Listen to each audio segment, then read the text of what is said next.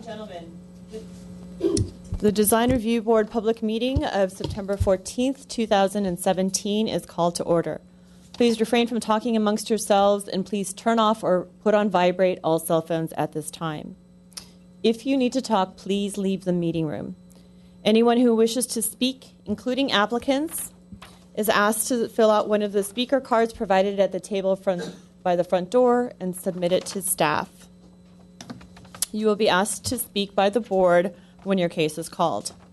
Anyone who wishes to be re-noticed about a particular project in the event of a return for redesign must completely fill out one of the postcards provided at the table by the front door to receive notice of subsequent hearings. Current Design Review Board agendas are available on the city's website at www.glendaleca.gov. A handout describing the procedures of the meeting, possible board decisions, and Design Review Board appeals is available from staff. In terms of a roll call, Board Member Arzumanian. Here. Board Member Benlian. Here. Board Member Charchian. Here. Chairman Malikian. Here. And Board Member Simonian will be joining us shortly. Report regarding posting of the agenda. The agenda for this meeting was posted on the bulletin board outside City Hall at or before 5 p.m. on September 7th, 2007. Oral communications discussion is limited to items not a part of this agenda. I have no oral communication cards. Neither do I. Okay, which brings us to staff announcements. We would like to welcome and introduce Dr. Arane Arzumanian, our newest Design Review Board member. Just brief background, she is a Hubert High Glendale graduate. She has a bachelor's and master's in engineering from UCLA and a doctorate from Cal State Northridge in education.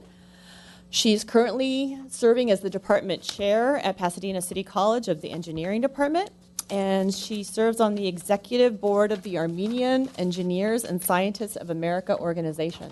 So she definitely has qualifications that will behoove her here on the board, and we're very grateful to have her. So welcome. Welcome. With that said, I would like to turn the rest of the meeting over to the chairman, Mr. Malikian. Thank you. So we have a lot on our agenda, so I think we want to get started. If you're ready, let's go ahead and get started with our first item.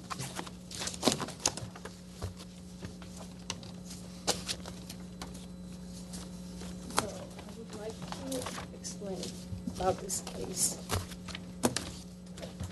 here on the board. The case before you is a design review case number PDR 1702331 located at 1849 Los Encinos Avenue. The applicant is proposing to demolish the existing one-story houses with detached two-car garage and to build a new two-story house with attached two-car garage. The house size will be 3,264 square foot and detached garage is 440 square feet on the lot, which is 10,140 square feet in R1R, floor area ratio District 2. As I mentioned, the project site is 10,140 square feet interior lot with frontage on Los Encinos Avenue. The existing house was built in 1934 and altered in 1939. The lot has an average slope of 17.3, which is towards the rear. This side is uphill. And also it has a gradual slope from east to west. The subject lot is larger than the average 5,071 square feet lots in the neighborhood. The existing house, as I mentioned, is going to be demolished, and the new house is basically will be located in the same location almost of the existing house in a relatively flat portion of the lot.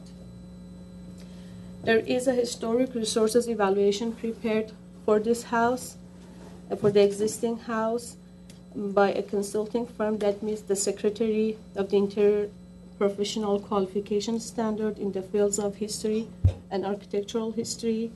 The evaluation concluded that the existing house doesn't have sufficient historical or architectural significance to merit listing in the local or state register of historic resources. Also, there are 9 oak trees on the lot and 1 sycamore tree on public right-of-way within 20 feet of the lot. The proposal calls to maintain all of the existing oak trees, and the city's urban forestry section supported the proposed development and will require the applicant to obtain an indigenous tree permit prior to issuance of any building permit. Also, there is a tree report prepared by the applicant that you have in your package.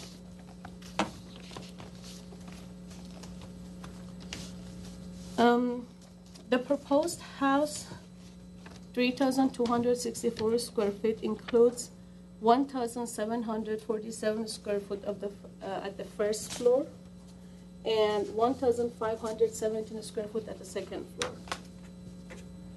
All the retaining walls with the stone river at the front of the house is going to stay. The portion of the retaining wall, which is an access to the existing house, is going to go away, but the proposal is to build new retaining wall along the new stairway to match the existing retaining wall. There is Which one is that? I'm sorry. here, this portion. And also there's a small portion on this side that is going to be built to match with the existing retaining wall, which is going to stay along the street frontage. This area is staying, and this area is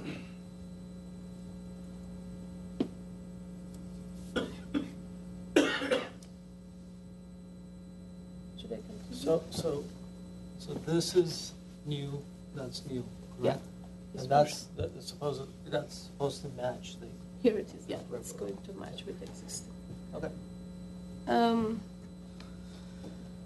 There are a couple of wood fence along the property lines.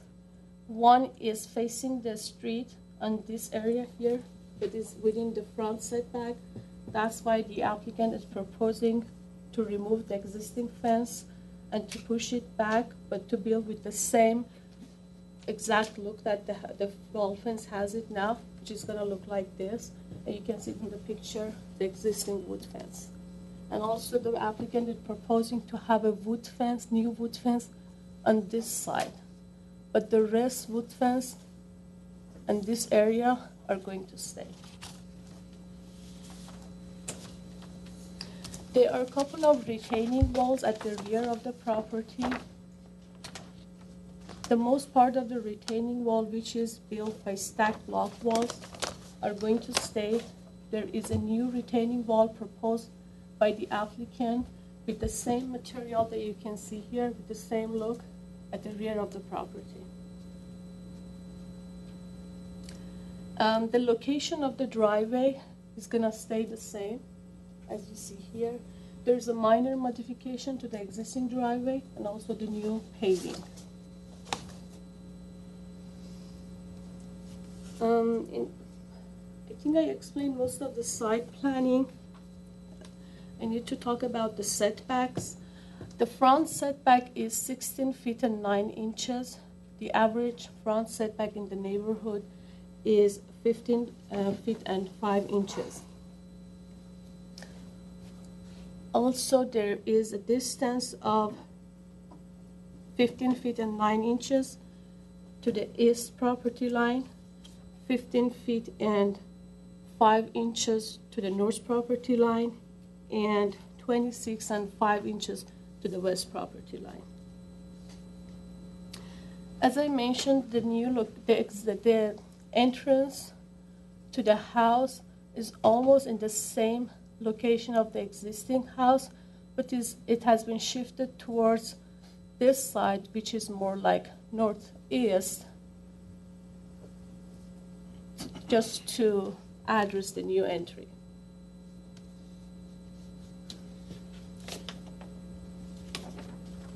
In terms of the landscaping, besides the oak trees that is going to stay on the lot, the natural landscape also staying, and there are new drought-tolerant landscaping along this side and this side of the lot. So there are some proposed landscaping in this area. In terms of the mass and scale, staff thinks the proportion of the proposed two-story, especially the setbacks at the front and the rear and sides, relates to the surrounding context, but the staff had recommendation to reduce the overall height. The recommendation is about reducing the first floor height by 1 feet to make it from 11 feet to 10 feet, and second floor to 8 feet to make it from 9 feet. And also, only for the garage area here, staff is recommending reduce the overall height from 11 feet to 8 feet in this area. So there is a 3 feet reduction, that's a recommendation in this area, and 2 feet reduction overall in this for the house. So there would be a resulting step down into that bedroom? Yes, and then that's a part of the recommendation. Existing, whatever is proposed for the overall height is 27 feet and 6 inches. The maximum height which is allowed in this zone is 35 feet. There are 2 proposed terraces, one at the rear, one at the front, which staff thinks helps to set back for the setback of this area. And talking about the details, the design and detailing of the proposed 2-story, including smooth stucco, metal roof, wood siding, stone veneer, box eaves, are consistent with the proposed contemporary style. However, the white stucco does not meet the goals of the hillside design guidelines. Staff is recommending to choose a better color, which is meets the goals of the hillside design guidelines. Talking about the privacy at this, if you look at this section, which is from this side, you can see here, this section, section A, showing that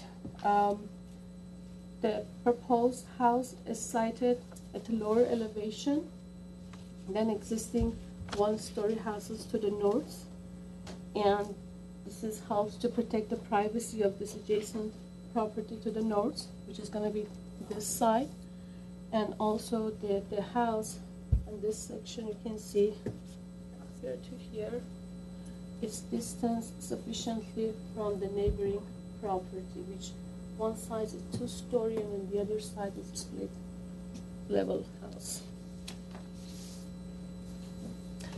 The windows are fiberglass, all of them casement and fixed, and they're going to be recessed within the wall. There is a chimney with stone veneer proposed at west elevation. And I think that's all about the description of this project. Do you want me to go over the conditions? No, I think we need to. I think I covered all of them. Yeah. Before I conclude my presentation, staff received comments in favor and opposition of this project. You all have the comments before you, and also staff received 2 calls. Both calls concern was about the size of the house. And that's my presentation. If you have questions. So, just for public to hear, can you quickly go over the conditions that staff? So I just wanted to have public know to hear. Reduce the overall building height by lowering the first floor plate height to be 10 feet. Lower the plate height to 9 feet at the garage, and incorporate a step down at the second floor bedroom over the garage.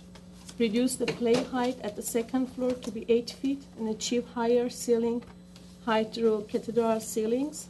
obtain an indigenous tree permit and comply with all measures identified by the city's urban forestry section and the indigenous tree permit prepared by the arborist of record to protect all protected indigenous tree on the site and within 20 feet of the site before and during construction, provide a natural color for the stucco finish that complements the overall building design and is in keeping with the hillside design guidelines. Thank you. Okay, I'd like to look. For the record, I want to, go ahead. I wanted actually to add, and I believe Chairman Malikian was going to do so as well, have the record show that Board Member Simonian has joined us. And this was prior to Ms. Balconies' reading of the conditions. And just to note that the staff presentation was based on all the information that was submitted as in part of the staff report. So no new information has been presented by staff that is otherwise not included in the staff report, so that Board Member Simonian can continue as part of the Design Review Board in terms of deliberations and presentations. So, thank you. So I have a couple of questions, and then I have some questions for our arborist, and also if my colleagues have questions. So my first question to you is, what is the minimum retaining walls height allowed within the setback?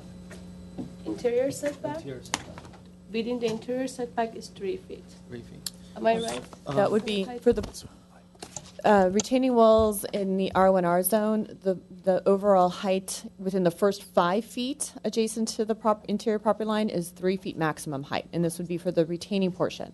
The next 5 feet, the maximum height is 5 feet. Right. So it goes up as you go further away from the interior property line. Perfect. Thank you. And I have some questions for Chairman.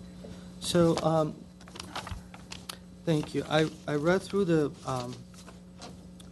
your reports and the conditions, and then on page number 3, and I'm not sure if this is outdated or is this something that we need to look at. June 15th review, you indicated there's a pool, removal of pool, eliminate pool from final plans.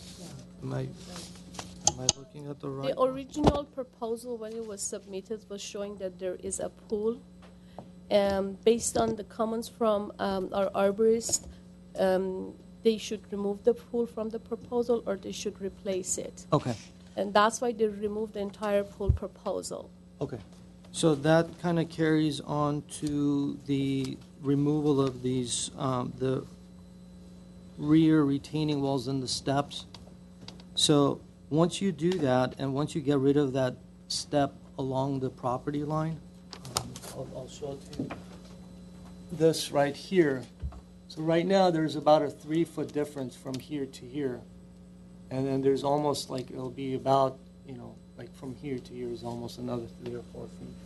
So the question is that once they remove this, somehow they need to retain this. So obviously this is going under the oak tree, but then the question is that, if it's over 3 feet or something, is that something that has been studied or looked at? Because it's not showing on the retaining wall. So if there's something will go in, is that going to be an issue for the proposed retaining wall is 3 feet on that area. Well, there's no retaining wall shown here along the property line on top.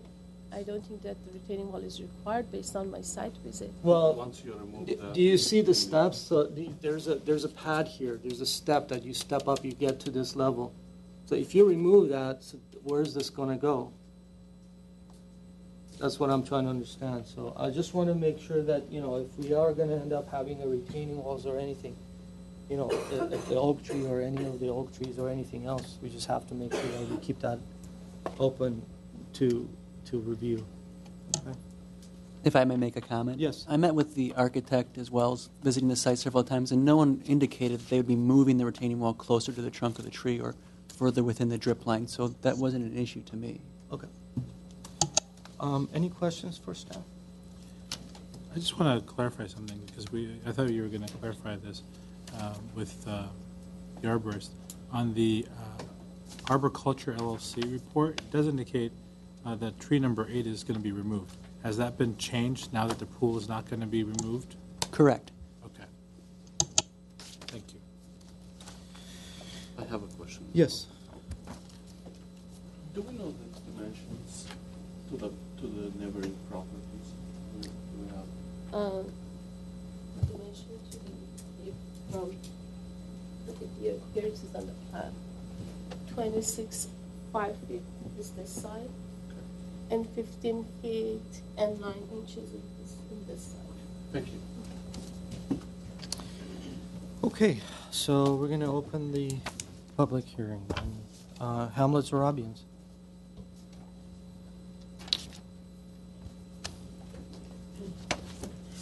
Good afternoon, Mr. Chairman and members of the board. My name is Hamlet Zorabians, for the record. I'm the project architect, and my address is 3467 Ocean View Boulevard in Glendale, 91208. This is a very unique lot because in the whole neighborhood there, generally speaking, the lots are very close to each other, about 5,000, around 5,000 square feet, 5,000 and all the way to 5,500. This is a very unique lot in few points. One of them is that because it's the double size of the average of the neighborhood, it's a very long, with a long frontage in the front of the property. It's unique in a sense that the rear properties that abut to the north of this property, their level pad is from 8 to 10 to 7 feet above our pad. It's unique in a sense that it's got obviously the site exists. They're like, as we, very much we were talking about it, existing oak trees there. So we have number eight oak trees at the property, our property, and then there's another maybe another one at the parkway in front of it. So from the very beginning, we had this. Our approach was to find a place, obviously, within the oak trees, without going through the drip line of the oak trees, and to find a pad location that is void of the oak trees. And that's what we did. And obviously, the existing house also was situated similar way. So the orientation of the house, it's pretty much the same as what is existing.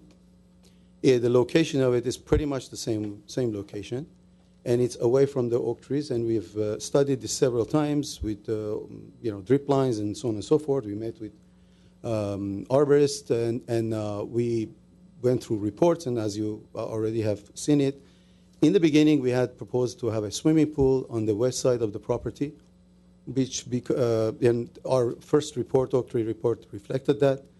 And afterwards, with the comments that we received from the city, we agreed to eliminate the swimming pool because that way we can keep that one tree that we were proposing to remove. So therefore, there's no trees going to be removed as far as oak trees are concerned. As far as the retaining walls are concerned, those retaining walls in the back, they're double retaining walls, and they're not retaining walls that sort of speak. They're retaining walls in design of them. They're basically more like a concrete block planter walls, especially towards the east side of it. It's definitely like 3 feet height. But when it approaches to the west side of the property, there is already an existing concrete block wall at the fence, and so also the grade changes from the front to the top is about 10 feet. If you look at it, I mean, as far as from our pad all the way to the pad which is above us. So there is a sloping, if you will, retaining wall there, which is basically separating our property from the owner. Now, obviously, we have proposed to have not more than 36-inch retaining walls in that regards, and we're going to keep that. If there is any necessity to revise that and so on and so forth, we'll do. We're not insisting that we're going to keep those, we're going to remove those steps. Those steps are part of the landscape. What we are trying to do is just to generate a little bit more space for upcoming family that they're going to occupy and for their use of the backyard. There's very limited areas that we can do landscaping because most of the area is covered by the oak tree drip lines, as I'm sure that you are aware. We can't do much about within the oak tree drip line. We cannot, put any piping. We cannot do a lot of activities there. So we have kept it to a very, very essential and minimum activities. And as far as the driveway's location is concerned, we have kept it the same. We didn't want to generate any other, grading as much as possible. We kept the same existing pad that we have, the level. And again, the difference of level between our pad to the north, right in the middle, if you go to the survey that we have submitted to you, and also our site plan is superimposed on our survey, you can see clearly from an 84 it goes to 96, if I'm not wrong. So if you look at it, right in where we have the electrical pole in the middle of the property, that difference is 10 feet. Then it starts declining, going all the way to the east, where there the difference would be around 8 feet from our pad. However, that area there is already naturally sloping up. And then on the left-hand side, which is on the west side, we also have a 7 to 8 feet fluctuating height. So as far as... You need to wrap up. Okay. The report itself speaks for itself. I think the staff, we've been working on this project for many months. And the details of the high-quality materials that we've used in the project and in the house, design of the house, articulation that we have done. And one of the major points is that the second floor is set back considerable amount from the first floor throughout the project. We have some questions for you. Mr. Zorobian, you indicated the pad is at elevation 84. Yeah, 1984, something like that. There's a number 84 there. Yeah, I was trying to see it, but I Yeah. couldn't see it because it was kind of farther up. Is the exact number 84, and to the best of your knowledge, more or less, what's the top of curve along the property? If you just pick a spot in the middle. It's about 42 inches. 42 inches. 42 inches from the pad, more or less, because still the sidewalk slopes a little bit. And insofar as your plate heights are concerned, what is your plate height on the first level? We had proposed 11. The reason was that for the long spans, to avoid some columns, we were trying to, do some beams and everything. We thought that the depth is going to be something that to consider. But I guess the recommendation of staff is to lower it to 10. I see. And the second floor currently is? 9. 9, is proposed 9. Yes. I see. Thank you. Any questions? Yes. Mr. Zorobian, 1 second as I write my note. I apologize. You indicate, and I'm trying to understand the current site plan in reference to the tree report, the arborist report that contemplated the pool. So can you show us where the pool would have been on the through this proposal? Yes. Can I verbally say it, or I can say it verbally, and I'll see if I can. Yeah, it's to the west of our. If you just look at our proposed site plan, if you look at it, there's a stepping stones within that you see to the west side of it. From that wall to the property line to the west, that's the area that we're talking about. There is a, yes, sure. There is an existing tree there that we were, yes, It was there here, you go. right? Yes, The proposed pool was there. correct. Okay, And so what infringing into that particular oak that there is there. Sure. So the site plan of the house was not changed then No, in any way other than the pool was taken out? eliminate, Okay. yes. So then the follow-up question is, you have this other oak tree. Oak tree looks like, I don't know, it doesn't seem to have a number. But it's the 13-inch diameter oak tree that's near the power pole in the back. It Yes. has a canopy and also a drip line that is, I would say 50%. Number 9. Number 9, Yes. thank you. That is, I'd say 50% covered by your new construction. How are you managing to preserve that oak tree with that kind of construction that close to the drip Yes. line? That particular oak tree, if you look at the elevation of where that actually is, that oak tree is higher. It begins and sits higher than our pad elevation, unlike the other oak trees. So in other words, the canopy of the tree is higher than the other ones in a sense. Okay. You see, that's one of the items. Second is that when we did a walkthrough with the arborist, he looked at the trees, and he had definitely suggested that we need to prune some of the trees, and he had observed some of the branches and all, and that is why he's recommending to get an pruning approval or permit rather. So that's going to be systematically, because if there is any protruding branches or something, then we have to kind of prune it.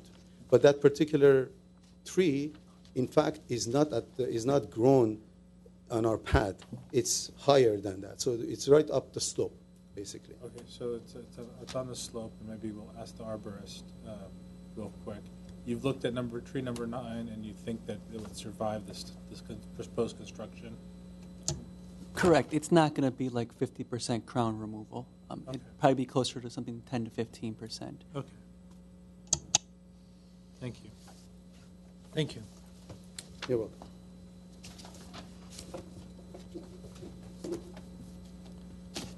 Okay, Claudia, Vinny?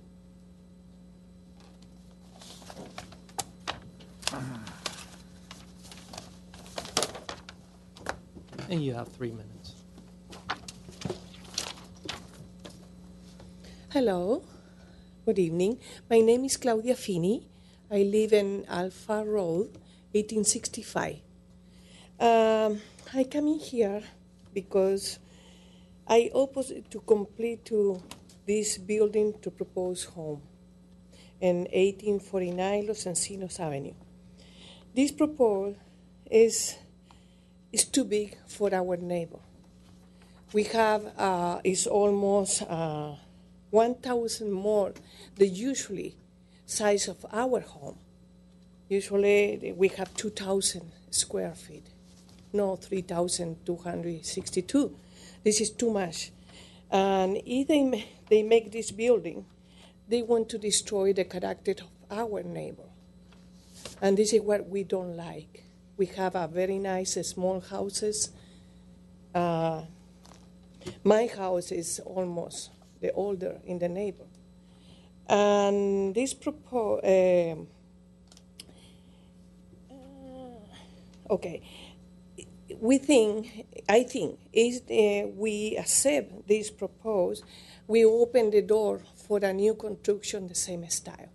The style is completely different of our old home. It's in no relation. And they cover the almost 4 houses, the view, complete block the view of the houses in Alpha Road. And I think so this affect a lot of our value in our home. So please, I hope you consider about this situation. Thank you so much. Thank you. Is it Milling Pope?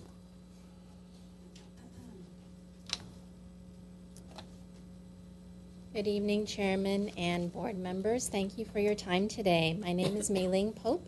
My husband and I are homeowners at 1856 Alpha Road. We've lived there for a little bit over 10 years now. I emailed a letter to all of you earlier this week on Monday, September 11th. I hope you've had a chance to take a look. Basically, I stand here with my neighbors tonight asking you to please not approve the proposed design due to its excessive size, scale, mass, which render it incompatible with and potentially harmful to the character of the existing neighborhood. Instead, we urge you to request a return for redesign requiring a substantial reduction in the overall size, scale, and mass, especially the height of the design. I think it's reasonable to ask for a maximum home size of around 1,800 to 2,000 square feet, which is still 50% larger than the average in the neighborhood for properties within 300 linear feet. And I think it's reasonable to ask that the design be a single floor design, again, in keeping with the homes in this neighborhood. If you have a chance to look at my letter, I'd love to ask you to take a look at page 5 through 10. Those are the photos. Looks like this. Those are the photos, yes, and those two. that give you a sense for how the story poles relate to our property. You see several photos for the views from the back door of our family room, the view from the window in our bedroom. You also see a photo of my husband standing in front of the property boundary. By the way, we share over 50 feet of property line with this subject property because we are the home immediately behind it, immediately to the north. And you can see the story poles are looming over our property. We think this is really going to diminish our privacy. We've also asked a real estate agent with expertise in the Glendale market to come by and take a look. She was on site, and her opinion was unequivocally this diminishes the market value of our property to any potential future buyers. One other thing I wanted to raise is I heard earlier mention that the setback from the rear of the house to our property line is 15 feet. I think it was the setback. I disagree with that because if you look at the furthest northeast corner of the home, it's actually a lot closer than 15 feet, I think. And I also want to point back to oak tree number 9, Board Member Charchin. I think you made a really great point. That's something I've looked at myself. Looking at oak tree number 9, which I can easily see from my backyard, standing at the property line, there's a significant overlap of the leaves and the branches with the story poles as they're standing now. So I think that really bears further review. I think it's really important to take a look at that and how, even though it might be elevated from the pad, any construction around the tree could potentially, I think, threaten the stability of the soil, threaten the stability of the ground. And again, our property is elevated behind the subject property, so that's a big concern. Thank you. Thanks for your time. I do have a question for you. Yeah. So with this picture of number 1, Yes. the way that you're, it's appearing from your window, seems like almost 50% of the house is apparent from the window. Would Right. you say? So that's actually standing from our back door of our family room. Right. And, you know, the photo, I feel, doesn't do it justice. It actually feels much larger in person.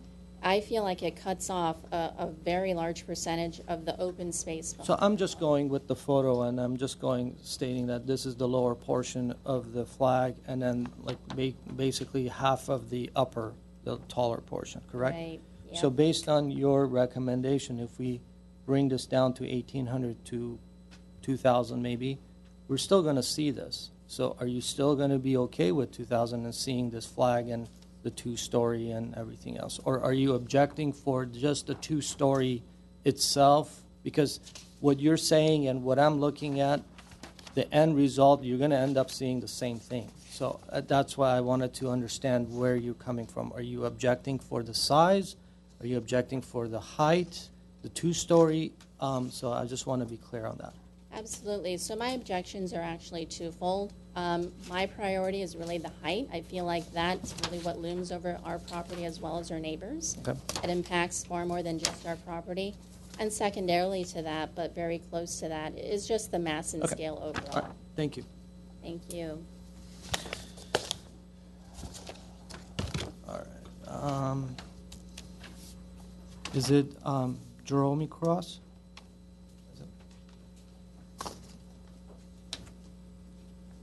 Some handouts.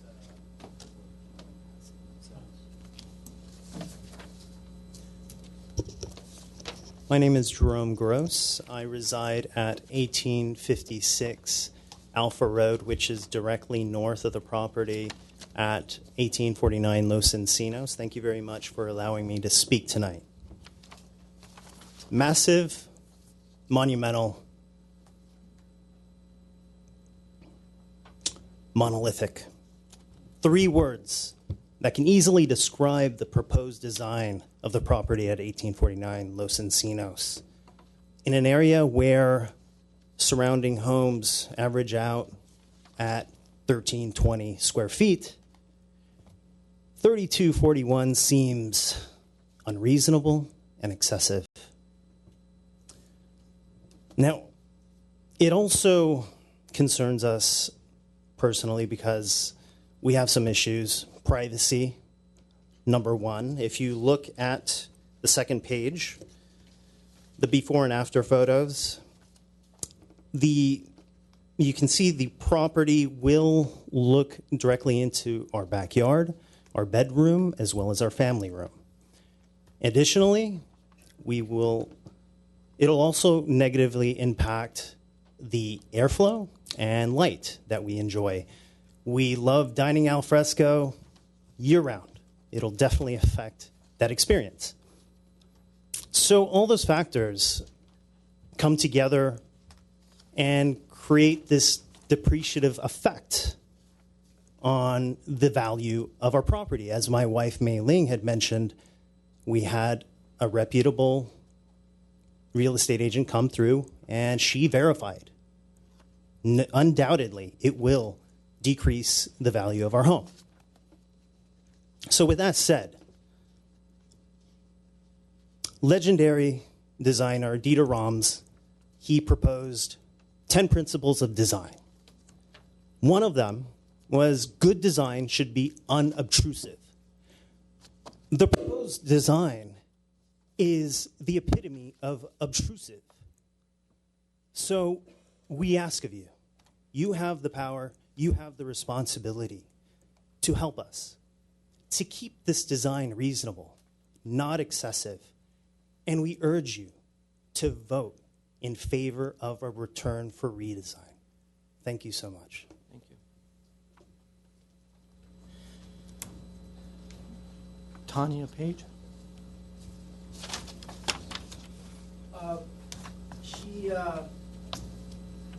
She's on her way from work. She works in Playa del Rey.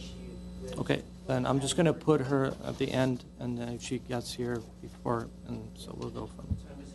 Is it George Jason? Yeah, it's Jorge. Oh, Jorge, sorry.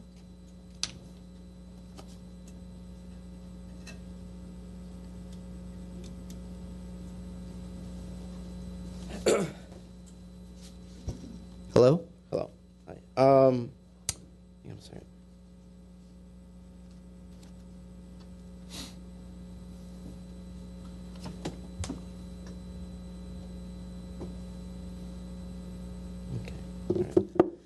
Hi, sorry. Good evening. My name is Jorge Hassan, and I live in the property just west of this proposed site on Los Encinos Avenue.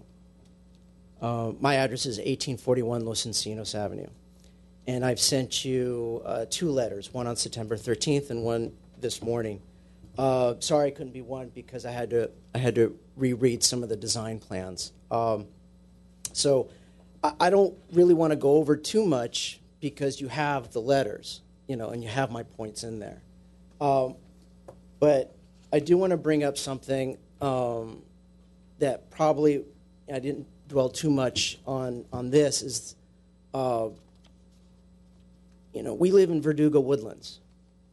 And there's a reason why it's called Verdugo Woodlands. And I'm very appreciative of this architect's desire to keep in line with forestry's concerns and keeping the trees.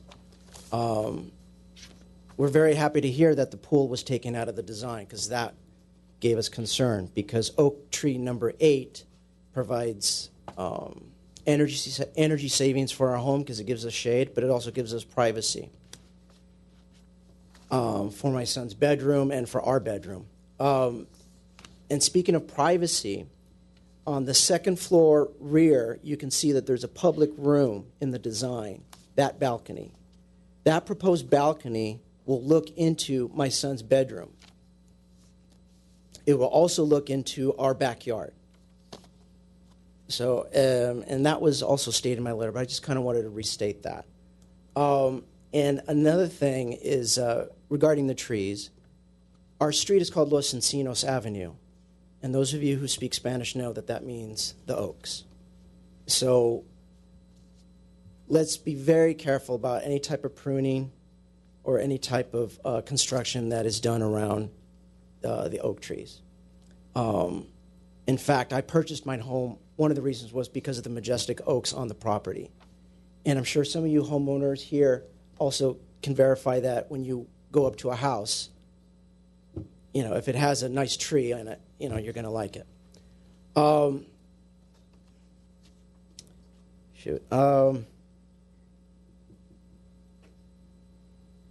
So here's one thing that I didn't put in my letter, and just real quickly. To give you the sense of scale of this project, my house is a one-story house, and it sits roughly 6 feet above the pad of this house. The top of my, and I have an attic where I can stand in. Okay, so my roof line is shorter than this proposed, sorry.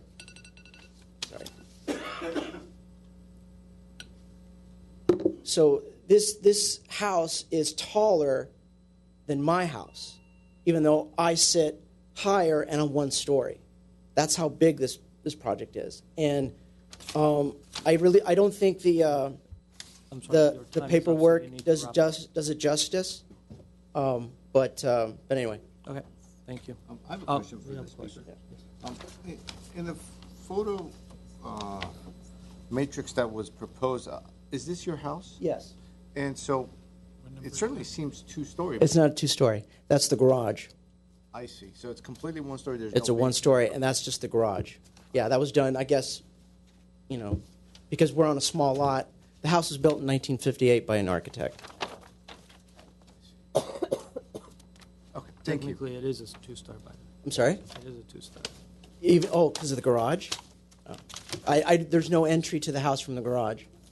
It's still a two-star. Eleanor Baker?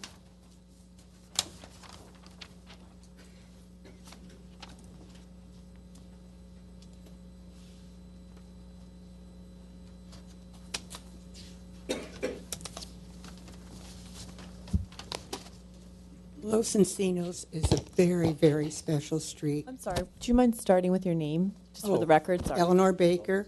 I also reside on Alpha Road. And I wanted to say a little bit about this whole neighborhood. It is a very woodsy area. At one time, Los Encinos and Alpha Road, it's like a V, was a park. Long, many, many years ago. There was a stream that came down Los Encinos Road, and you no longer see that water, but there used to be a problem with water coming down Los Encinos, and the homes that you see there, there's a lot of them that have basements, and they have to have sump pumps. So I would be worried about the drainage there, also the trees. Don't do anything to those trees, because that's part of the history of this whole neighborhood. The house is completely not compatible with anything that's on that street. And you need to go and look at all the other houses. There was stained glass windows, hardwood floors, the cove ceilings. They're beautiful architecture. And this it looks like a house of cards. It's not compatible with anything that's on that street. All the way from the bottom of Verdugo Road all the way to the top. You just won't see anything. This is mansionized. When you take it compared to the rest of the homes on that street, this is what you call mansionized. Thank you.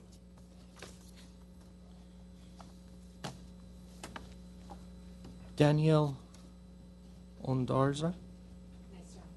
Did I do good? All right. Hi, my name is Danielle Ondarza. I am the neighbor directly to the east. I'm the other neighbor. That's the east, right? Okay. So I'm here to voice... What's the address? 1857 Los Encinos. I submitted a letter earlier today. I echo the concerns of my neighbors regarding the mass, the scale, the privacy. I personally don't have the privacy issues, but I've been to their homes and I've seen it. It's looming. I also want to highlight that there are all of the two stories on Los Encinos are on the south side of the street, which face the hillside, with the exception, I know there's the garage thing that you just mentioned. But there's two stories on the south side of the street because there's no privacy issues with a hillside. But on the north side, my side, there generally are not two-story houses because we have Alpha right above us. So that was in a letter, but I just wanted to highlight that. Privacy issues do not affect our home directly, but we still object to the height of the structure. I was pleased to hear the staff recommendation to lower it. the light and the airflow, really the only airflow that we get in our home is from the westward facing windows. And the garage, as you can see, there's a second story above the garage.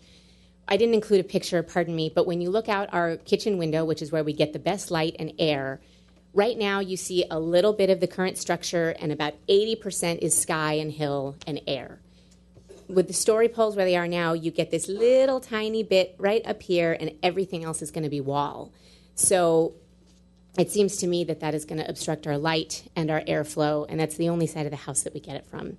So I echo the concerns about the height, and I would love to see it even a little bit lower. Our other concern is that this house is, I don't speak architect, pardon me, but it's basically, the lot is 4 feet above street level. So I know it's within code in terms of height for the second story, but it's starting 4 feet up. My house starts like 1 foot up. So there's this concern that it's so big and it's going to have this kind of looming thing over our home. So I'm hoping that that 4 foot starting point is taken into account for the visual aspects of this house. Lastly, and this is kind of our biggest concern, is that this is a contemporary design.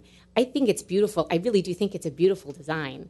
I don't think it's appropriate at all for our neighborhood. If you walk down our street, the homes can be described as quaint, warm. They're all cottage influenced. Some of the more recent additions are kind of mid-century looking. There is nothing contemporary. These lines are clean and crisp, stately, maybe even bold. We've heard other words used here. They don't match.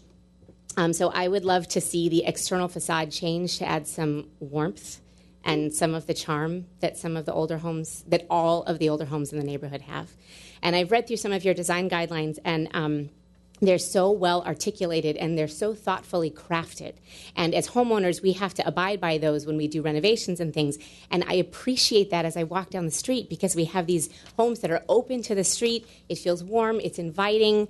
And I really hope that you will help us maintain that in our neighborhood. We love it so much. And this is not in the spirit of our street. Thank you. Thank you. Alicia Emerson.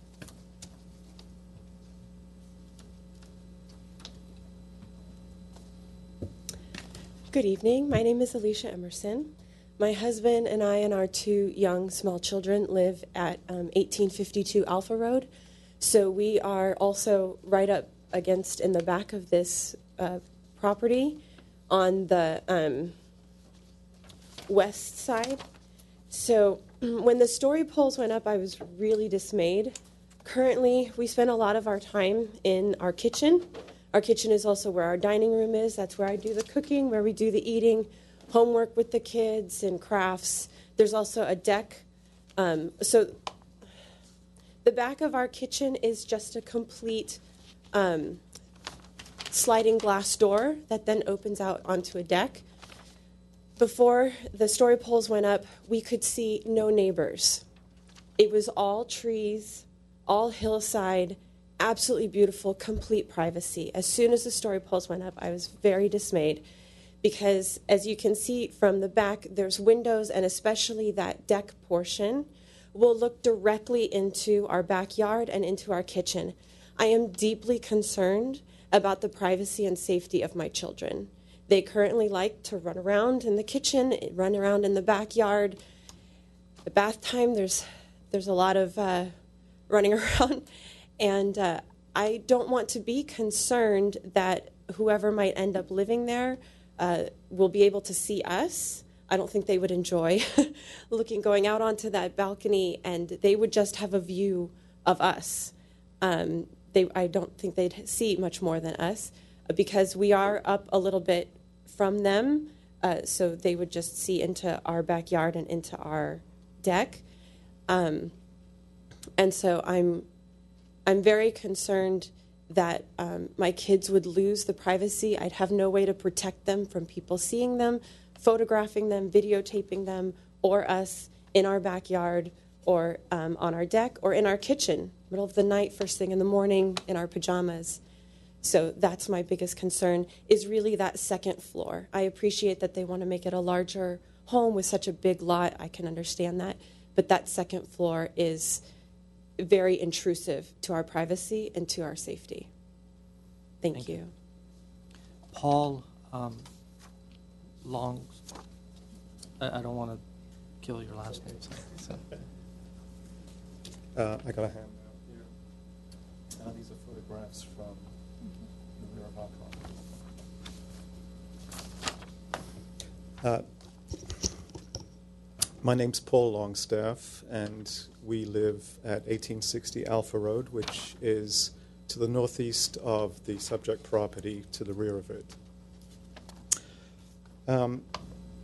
So our main concerns are similar to other concerns, mainly privacy and the way that this property looms over our property. The story poles provide an outline of immense size. It's visibly disproportionate in mass and scale to its bordering and adjacent homes. The elevated foundation further highlights its height and dimension. 21 of the 26 surveyed homes are of single-story construction, and they average 1,300 square feet. So this seems excessive at 3,200 square feet.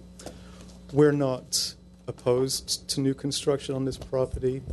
I think our main concern is the oak trees, and we would prefer to see single-story construction. And I think that's about it. We're pleased that the swimming pool is not going in. We were concerned about that. And we would just we'd ask you, as others have asked, to review this carefully and to take into consideration our privacy and also the diminished property value that we could probably expect from this development. Thank you. Thank you. Susan Duff.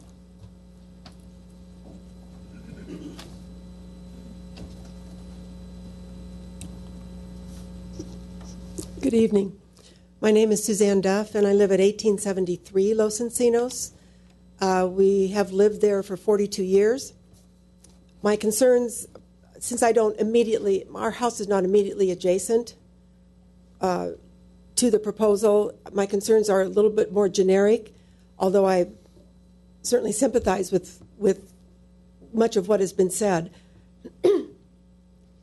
For us, the two aspects of the street environment, the thing that brought us to Los Encinos in the first place, and that have remained the most special, are the character of the homes, which has been remarked on, the cottagey nature of them. They are small, but that's part of the charm, the variety, the diversity. My house personally was built in 1948, so they're all, as we know, older homes in the neighborhood. The other thing is the trees, of course, that have also been remarked on, the sycamores and the oaks that are scattered throughout the street. So my concerns with this proposal are two major ones, and that is that the style is not consistent with other homes in the neighborhood, certainly on Los Encinos and on Alpha also. It changes the whole character of the neighborhood to have a home that is so glaringly out of consistency with the other diversity already present. I do definitely support the recommendation of reducing the height, because I think, again, that makes that the size and the look of it is out of proportion to the other homes in this area. I certainly support the recommendation to change the color from white to something more neutral and more natural looking. My other concern is the trees, and I was concerned over the pool and the removal of the oak tree, and that has been addressed. However, the arborist report does state that there are 4 trees that will, if I'm not mistaken, that will be encroached upon with different aspects of or that could be encroached upon with different aspects of the construction. So I am concerned about those trees, because the oaks are an integral part of that little canyon that Alpha and Los Encinos share. So thank you. Thank you. Tanya Page.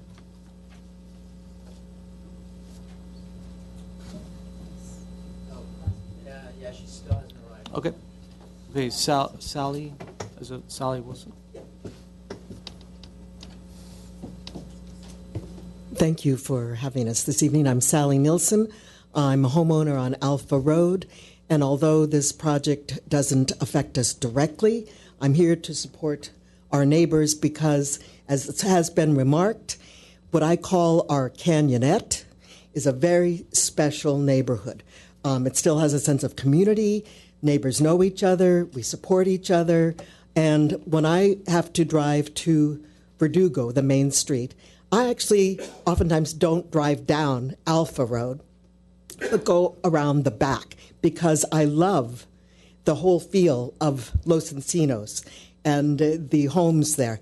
And frankly, when I first saw the poles go up, I was shocked at the height and the breadth of the structure that was being proposed. And now that I see more of the architectural renderings, I particularly want to state that I stand with the neighborhood in saying that a one-story home, I understand it's a large lot, but a one-story home is more in keeping with the really delightful, almost magical character of our little area. And so I really hope that you will consider all that has been provided to you by the people that are directly affected, particularly the privacy issues. When I saw those polls, that was my first thought for my neighbors was, oh my gosh, those people are going to be looking right into their homes and their backyards. So please, I hope that you will take seriously the information that's provided to you. Thank you so much. Thank you. Ken Soletta.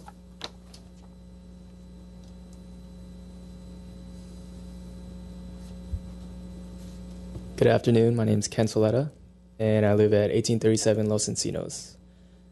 I'm here on behalf of my neighbors because I support them, and I've been living in Los Encinos for about 20 years, and it has a character. It has its own character, and if you build that house, it's just going to take away from that character.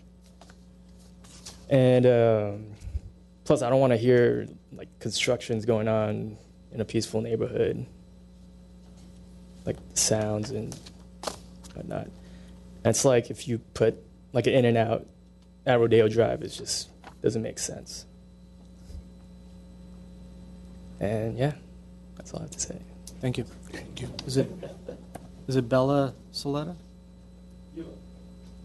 Beulah? Sorry. Good evening, everybody. My name is Beulah Soletta. I live in 1837 Los Encinos Avenue, like a house away from the construction site. When I moved to Glendale, I was really in love with the neighborhood atmosphere, the unique designs of its houses, the serenity, and it's really a lovely and a beautiful neighborhood.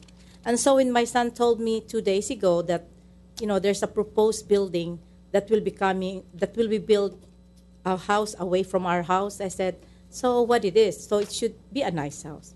But when I look at the design, it was like a modern architecture, which is definitely very different from the atmosphere that we used to live. We live in this neighborhood for 20 years. I know progress or changes is good, but we should maintain what's like a unique environment that you used to live to. So I hope you would listen to us. I'm not really affected with the construction or the thing because it's just like our house is a two-story house, but it's like in level, and the other neighbors have a privacy of their own. But I would like to support the neighborhood because we love the place, and I hope you would listen to us. Thank you. All right, thank you. Jeanette Gustavo. Good evening, Mr. Chairman and members of the board. Thank you for everything you're doing. I know this is a tough thing to have to go through. My name is Jeanette, and I'm here on behalf of one of the neighbors that lives somewhat catty-corner to the area, and I'm with him. He's asked me to come and give my professional opinion, and also I live in the neighborhood, but down the street on Mira Vista. I can see it if I step out into the street, and I can see the construction site. Are you an architect? Or? No, I'm a real estate agent. Okay. So, and I've been living in the area and selling properties in that neighborhood for 20 years. So he asked if I could come and speak on his behalf. His name is Steve Villarino. I think the building is magnificent. It's a stunning contemporary. It's beautiful. I just don't believe it's right for the neighborhood. And I agree with what everyone has been saying in terms of depreciation of property values, especially around that property where it looms over all the other homes and looks down upon their properties.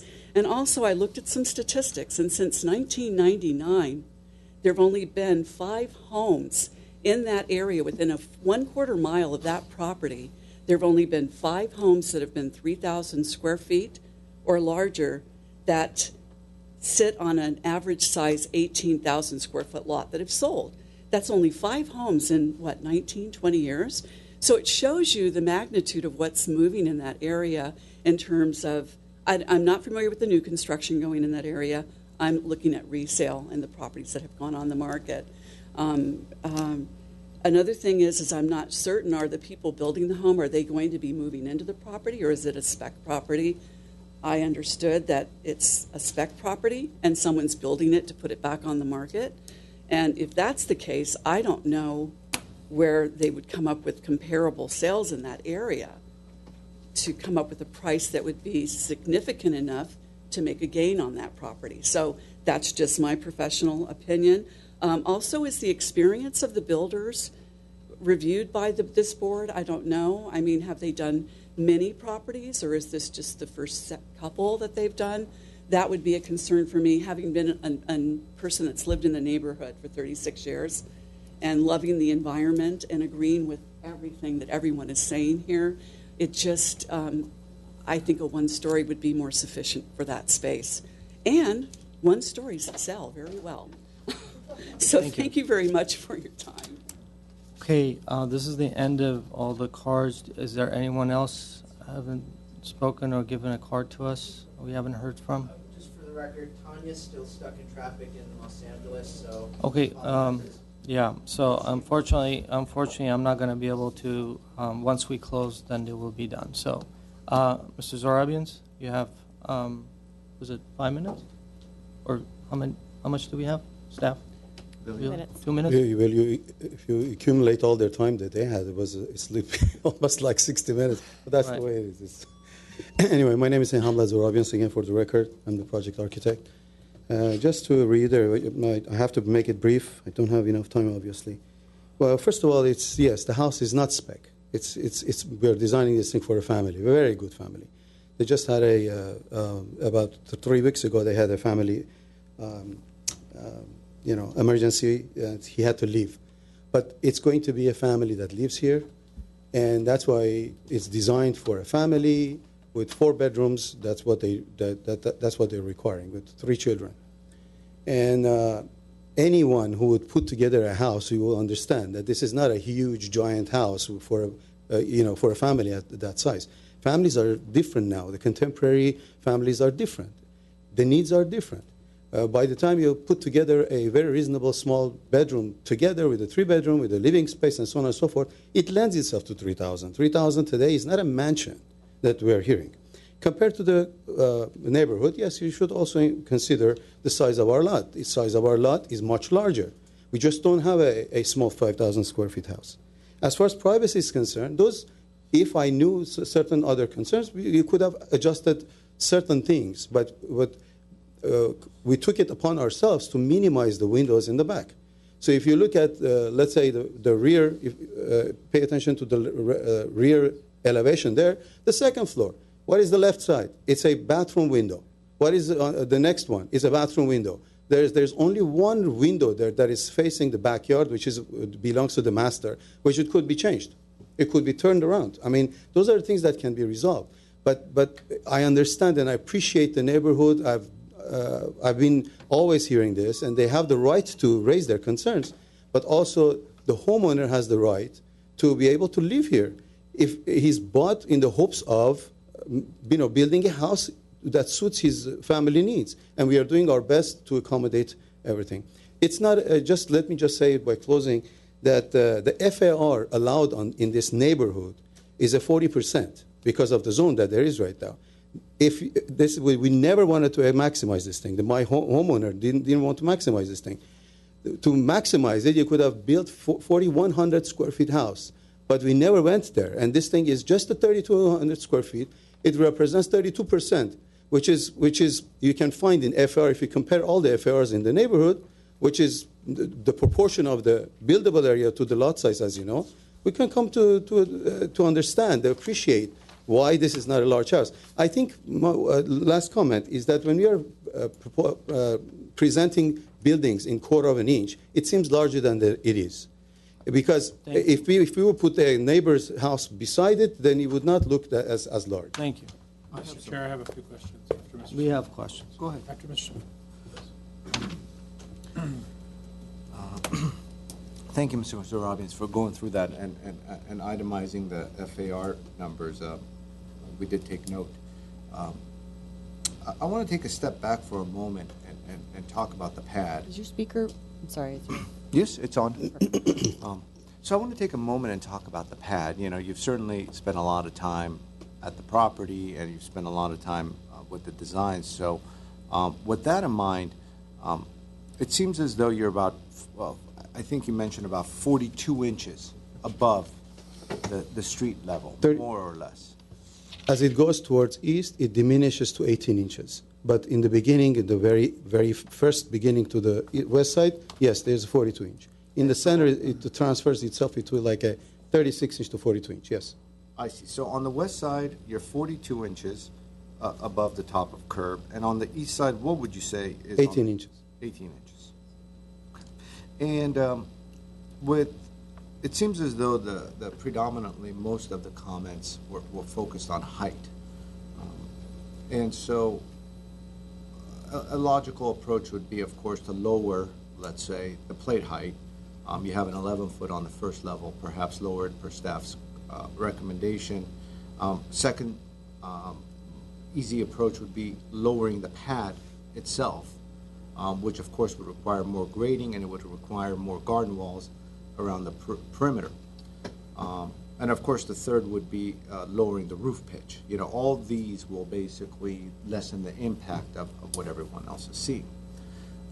Insofar as the second and third approach, which directly deals with lowering the pad and the roof pitch, I wanted to discuss and get your thoughts on it as this board is pondering overall solutions, etc. Sure. And this is where I go to the beginnings of my comments, in that, you know, you've spent quite a bit of time on this design. So if you are to, let's say, lower it by 18 inches or 2 feet or whatever the number might be, which of course you'll have some drainage issues to work from and to work with. But say all that is solved, will you be able to solve the retaining wall issue if the design as is lowered, say 2 feet, and the pad is lowered 2 feet? Do you have enough room around to simply add garden walls to accommodate that 2 feet? The difficulty with that is that, first of all, the grading would be there where right now we don't have much of a grading, but it's going to be incurring some grading. Neighbors are going to be bothered by trucks going back and forth. Agreed. So that's not I don't think that's a, and again, it would cause problems for me because normally the roots of oak trees, and correct me if I'm wrong, the reason we are protecting the drip line underneath is because the root goes all the way there. That's what it is. So I can envision that if we want to lower that, what we're going to find out, sometimes we're going to be finding some roots of the oak trees, which I'm trying to avoid. Which oak trees do you think would be impacted by lowering of the pad? All the oak trees that are all around the building right now, because that is why we are trying to stay away from grading overall. So we have kept the building away from the drip line, but let's say if we had to do lowering, then that affects the slope of the soil in which the root of the trees. Then you have to start mitigating all that. Some of the trees are at a higher elevation, and so the roots wouldn't be as much impacted. Some of them. And so if you had to guess, how many trees would be impacted if you were to lower the pad by 2 feet? I would say at least, I would guess 3. Immediately 3. And do you know which numbers they are? There will be the front, the more mature trees that are in the west side of it. Okay. See, we've been, if I may speak. So, if I can answer. No, I got the gist of it. And the second part of my question, and thanks for bearing with me, is the roof pitch. What is your roof pitch at the moment? I think we've designed it 4 to 12. 4 to 12. Oh, I have no more questions. Okay, one more question.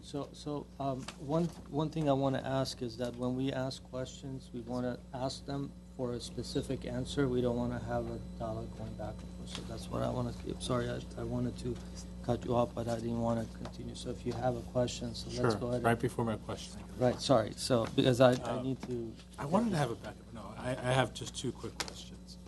Have you explored a first floor option? We did. And my second question is, how many trees would that impact on your first floor option if you were to be at 2,000 square feet, for example? It would impact four trees, three to four trees, same way. Thank you. So the public session is closed. Mr. Turchin, you want to go ahead and get started? Sure.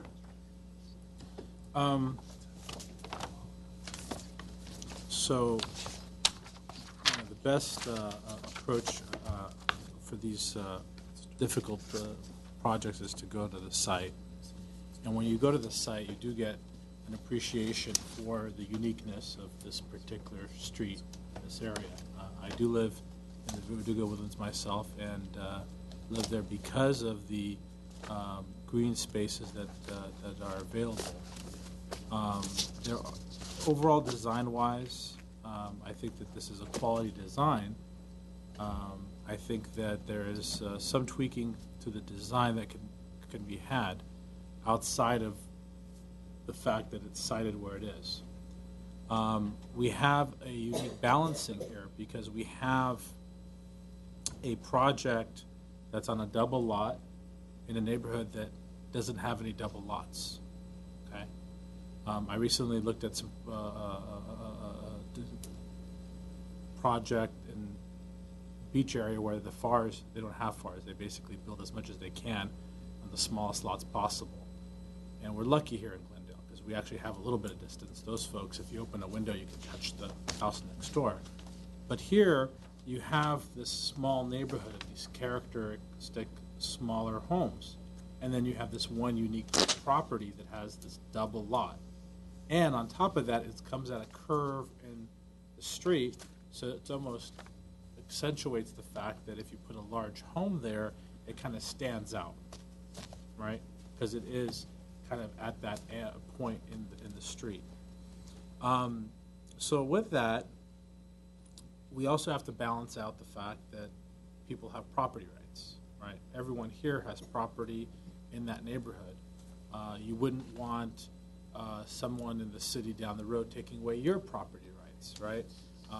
FAR is a very interesting thing. The reason that you have a 0.4 FAR in this neighborhood is because the lots are 5,000 to 5,500 square feet, allowing you to have houses that average about 2,000 square feet.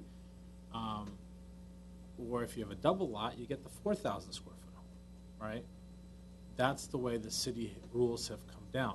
You wouldn't want someone to come artificially put a lower FAR, which is the floor area ratio, to 0.3 square feet, because the concerns that I'm hearing from the public is our property values. Well, that would kill property values immediately, because any future purchaser would say, I'm never going to be able to add a room addition if I have a child or anything of that nature. So we have to balance these things when we talk about these issues. So we have to balance the property rights. Now, I want to talk about very quickly the concerns about the view and the concerns about the privacy, because that was raised multiple times. And the thing is, very clearly, Glendale does not have a view ordinance. And I've said this multiple times from this dais. If the people want a view ordinance, they should talk to council. But we don't have a view ordinance. We can't legislate through this body whether or not somebody's view is blocked. Okay?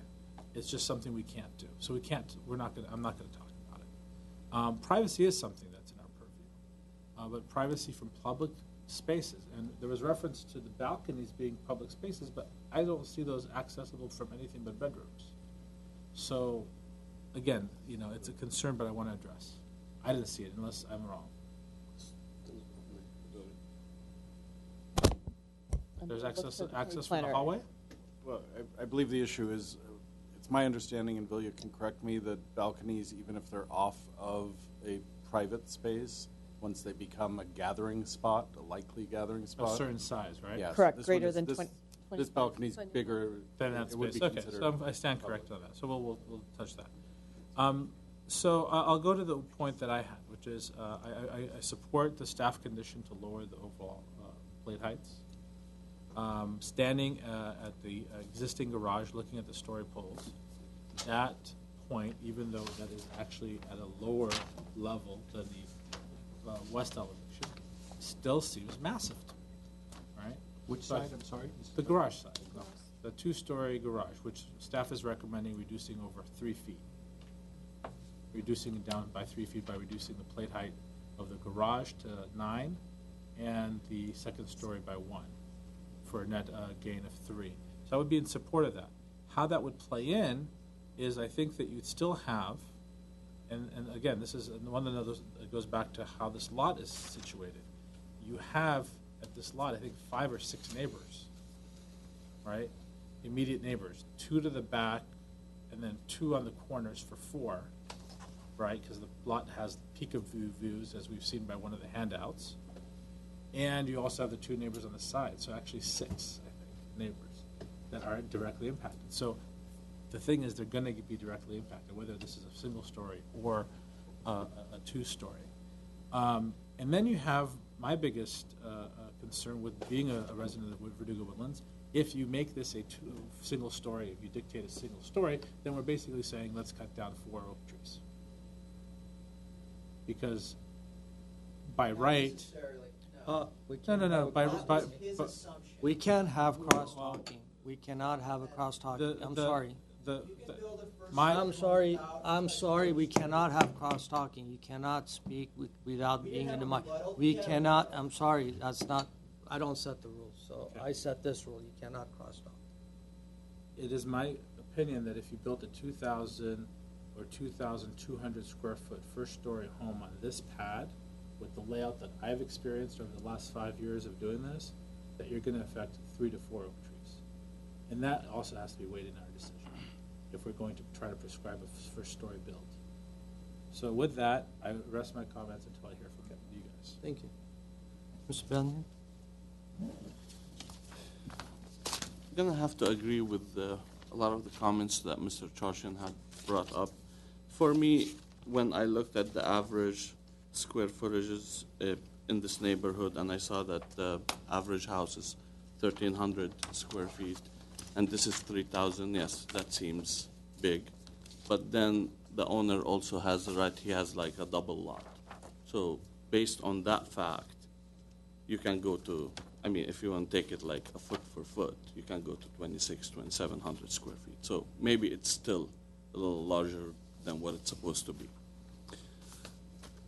I think Mr. Simonian had brought up a couple good good questions about, or good suggestions about lowering part of the pad, and I think that's gonna help in a big way, even if you, lower the pad 12 inches. I know probably the owners, they don't like to do that because that's costly, and grading is a mess. But you have minimum grading at this point, and if you take out 12 inches, I don't think that's a big deal. And I have to disagree with you, with the architect, because you're gonna do foundations there anyways. I mean, if lowering the thing 12 inches is gonna impact the tree drip line, then when you're doing your foundation, you're gonna impact it. So I think that's one way. I agree with staff comments and conditions. I think you need to lower the first floor about 12 inches, lower the second floor plate also another 12 inches. You get 24 inches, and you lower your pad another 12 inches, and here you got 3 feet, and that's going to make a huge impact to the neighbors.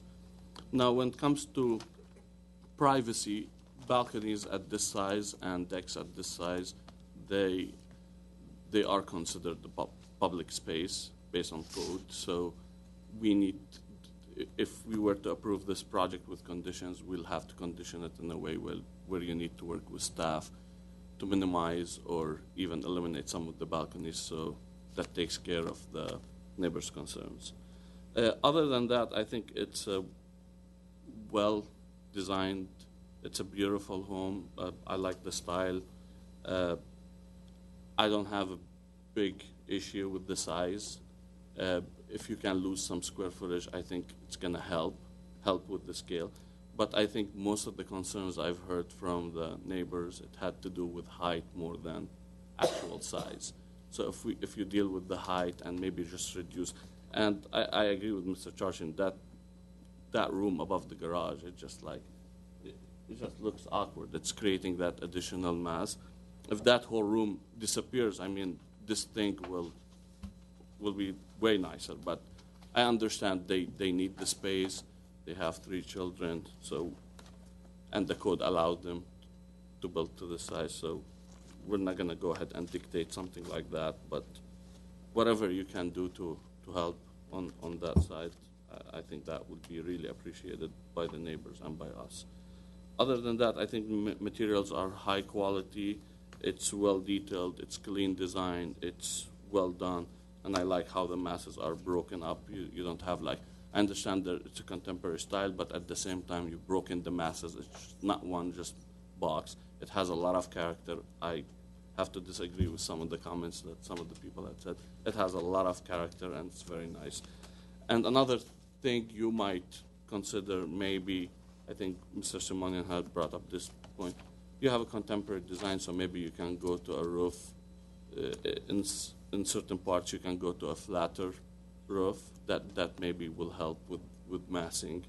And where you have the second floor, the part that's closest to the neighbor, maybe you can also set it away a little bit from the property line, have kind of like similar setbacks that you're doing in the front. I think that will help as well. Would that be on the east, west, or both sides? I'm thinking just both sides, generally, but... there's a little offset on the right. Yeah, a little. I mean, if you can push it a little more, I think that's going to help. Are you talking about pulling it towards the street? Correct. No, pulling it towards away from the neighbors, away from the PL. I think these are my comments. I think I can support this project if we were able to come up with some conditions that will address these issues and that will make a happy owner, happy neighbors, and that's the goal of this thing. So these are my comments, Mr. Chair. Thank you. Thank you. I also concur with a lot of the comments that have been made. I wanted to touch upon one fact where I have a little bit of a different point of view, albeit I end up at the same conclusion, in that the current double lots are add up to 10,140 square feet, whereas in the average lot size is 5,071. So in essence, it's exactly double the average lot size of the area. The average FAR in the area is 0.27. This specific proposal has an average FAR of 0.30. And so it's almost right in line with the average, albeit it's bigger. Now, if this property is developed as 2 separate homes, and so if they did not combine the 2 lots, I would venture to guess with the oak trees, where I'm almost 100% sure you're going to end up with a 2-story on each one of those small 5,000 square foot lots. And so whether these properties are combined together or as being proposed today, I think you're going to end up with a 2-story if they were separated. Now, insofar as this proposal is concerned, I do support the general design and the language of the design. I do agree with Mr. Bellion insofar as the horizontal lines that are created.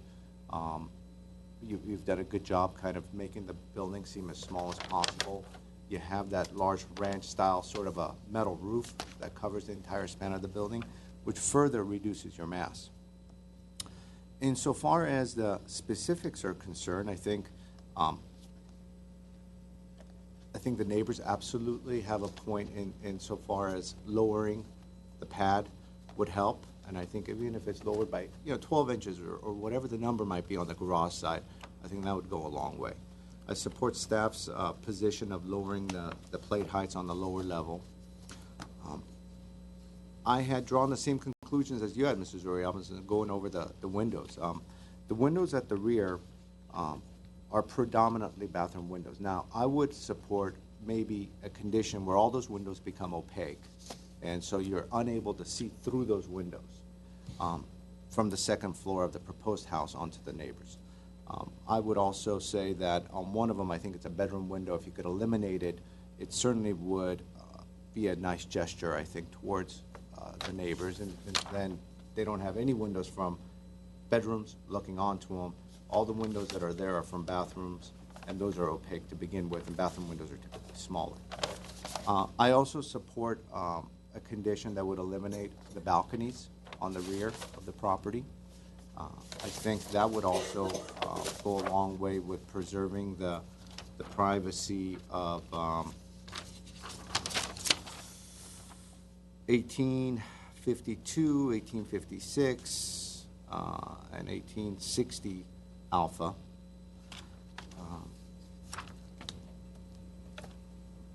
And one other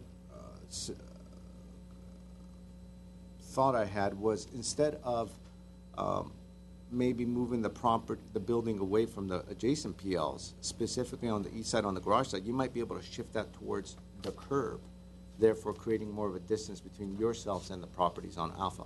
I don't know if that's going to help with the privacy issues, but what it would do is they'll create more of a buffer, because it seems as though the properties to the north are more impacted than the property directly to your east, because of the situation of the buildings are more offset. So in general, I support the project with those conditions as outlined, and I could have some further thoughts if necessary. Okay, could I interject, just yes, for the sake of the ongoing discussion, if you guys could develop a design rationale for changing the rear windows rather than a privacy rationale, that would help us stay within code. Okay. We can do that at the end, I think, once we finish. Yes, go ahead. And for the record, forestry wouldn't support excavating anywhere near any of the oak trees, even if it's right outside the drip line. I think it's already got a pretty limited soil volume with those retaining walls. I believe we'd be cutting into roots with any kind of excavation. And the depth of that excavation is basically non-negotiable.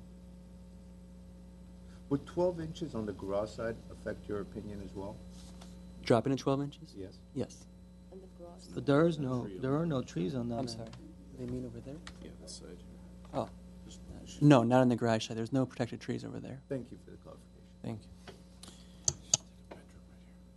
you. Ms. Arzumon. Sure. I'm going to keep it short because I do agree with most of the comments. I'm not going to repeat them. I think if we come up with proper conditions, I would like to approve the project, height being one of them. Yeah. Thank you. Okay, so, Mr. yes. Chair, I just want to throw something out there. Mm-hmm. In looking at the photos submitted by more than one neighbor, I'm thinking that one of the biggest areas of contention is that second-story bedroom over the garage. If that bedroom was relocated to the first floor, same size, I think there's enough pad space for that. I would be in support of the project because it would allow for a reduction of mass, a significant reduction of mass from the street surface. It would allow for concerns of at least 3 neighbors as to the view. For example, on photo 1 of the submission by Ms. Pope and Mr. Grossman, I think it's Gross. That would be, I think that would go a long way for their view in the back. Just as a consideration, because it wouldn't be a huge change, and I don't think we need to reduce the plate height at that point, because I think we'd be achieving the mass, just as a potential consideration, as an alternative to the things that I think we were thinking of. Thank you. So I appreciate everyone coming out. I appreciate all the comments, all the emails that we've been receiving. So. One thing I want to reiterate is the value and appreciation that it was brought up. It is not in our preview to review or make a decision based on that. So unfortunately, we're not going to be here talking about the value of your properties or this property if we change the size or we increase it or decrease it. We are only here to look at the design, the compatibility, and how it fits within the neighborhood. That is our preview, and that is why we're here. As far as the view, we also talked about the view. Now, the architect mentioned, he started off by saying this is a very unique property. Being a unique property, the size, the two lots coming together, it gives an edge over the rest of the lots that we have there. At the same time, you have a lot larger street frontage. So having all of these elements in place, it's my opinion, and this is kind of rare to kind of disagree with my colleagues here, is that I think it's the opportunity has been lost to be able to kind of create an architecture, create a building that would work with the uniqueness of the lot. By creating a two-story, and the approach that has been taken, I'm a modernist. I love modern architecture. I love simple architecture, nothing crazy. So I think this is right on as far as what I would like to see. But again, if a project like this, if this style of architecture needs to work, what the architect has done is correct. But is it fitting? Is it appropriate for the area? And that's the big question that we have and we have to address. I don't know if by lowering it a foot or two is going to resolve those issues. I think it's the finer elements within the architecture itself by creating this floor-to-ceiling glass volumes, these large masses, by creating the flat balcony in the front and then the cantilever floating balcony in the back.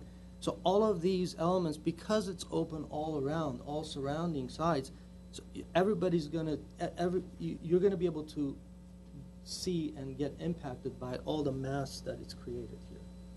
So I've looked at and I've studied the site plan, and it seems like there's quite a bit of space that it can be utilized without impacting the oak trees.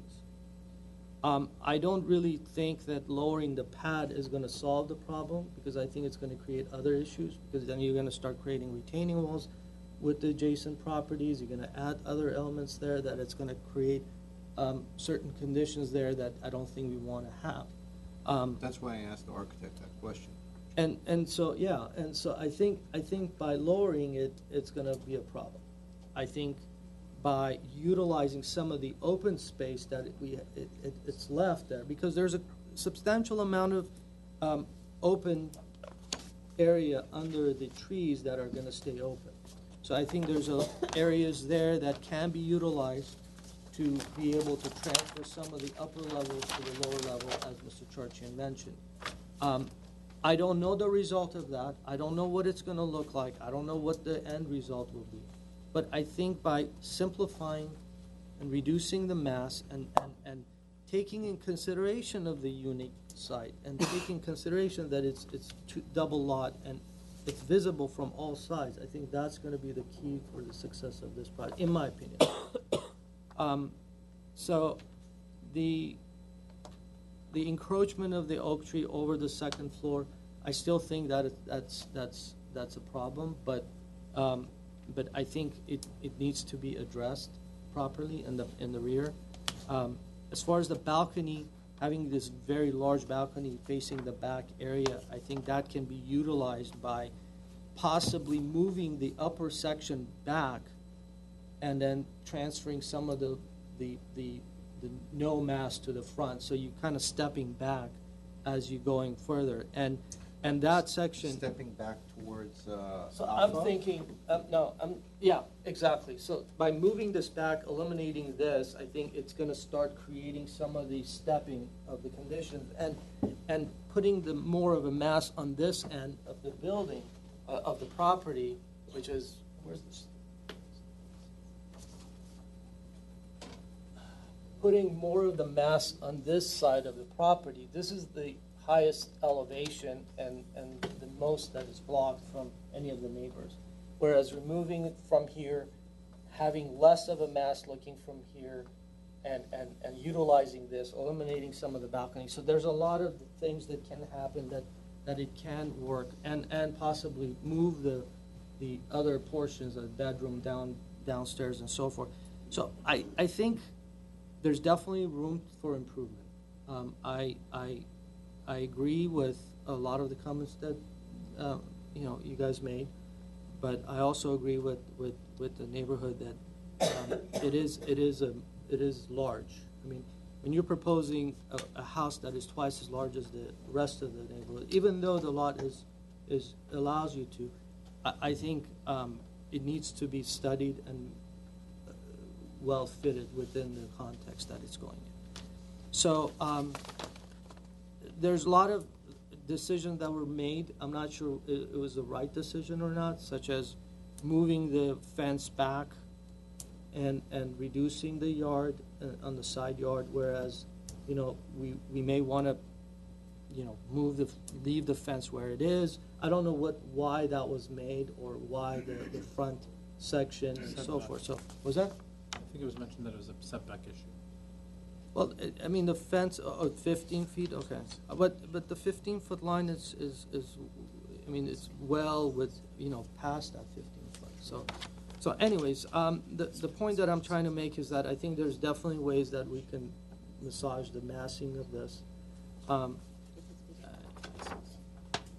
Scale definitely is a concern to me.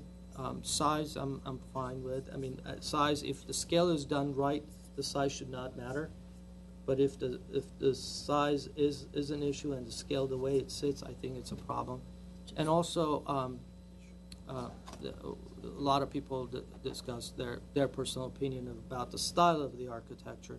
I don't think we're here to dictate the style, but I think if a unique style is proposed in a neighborhood that it's not there, it's out of character or something, I think it's the architect's responsibility to make it fit within that. So we're not here to tell them that you have to go with a certain different style, but I think if that style is proposed, I think it needs to be proportioned and well fitted within the context of the neighborhood.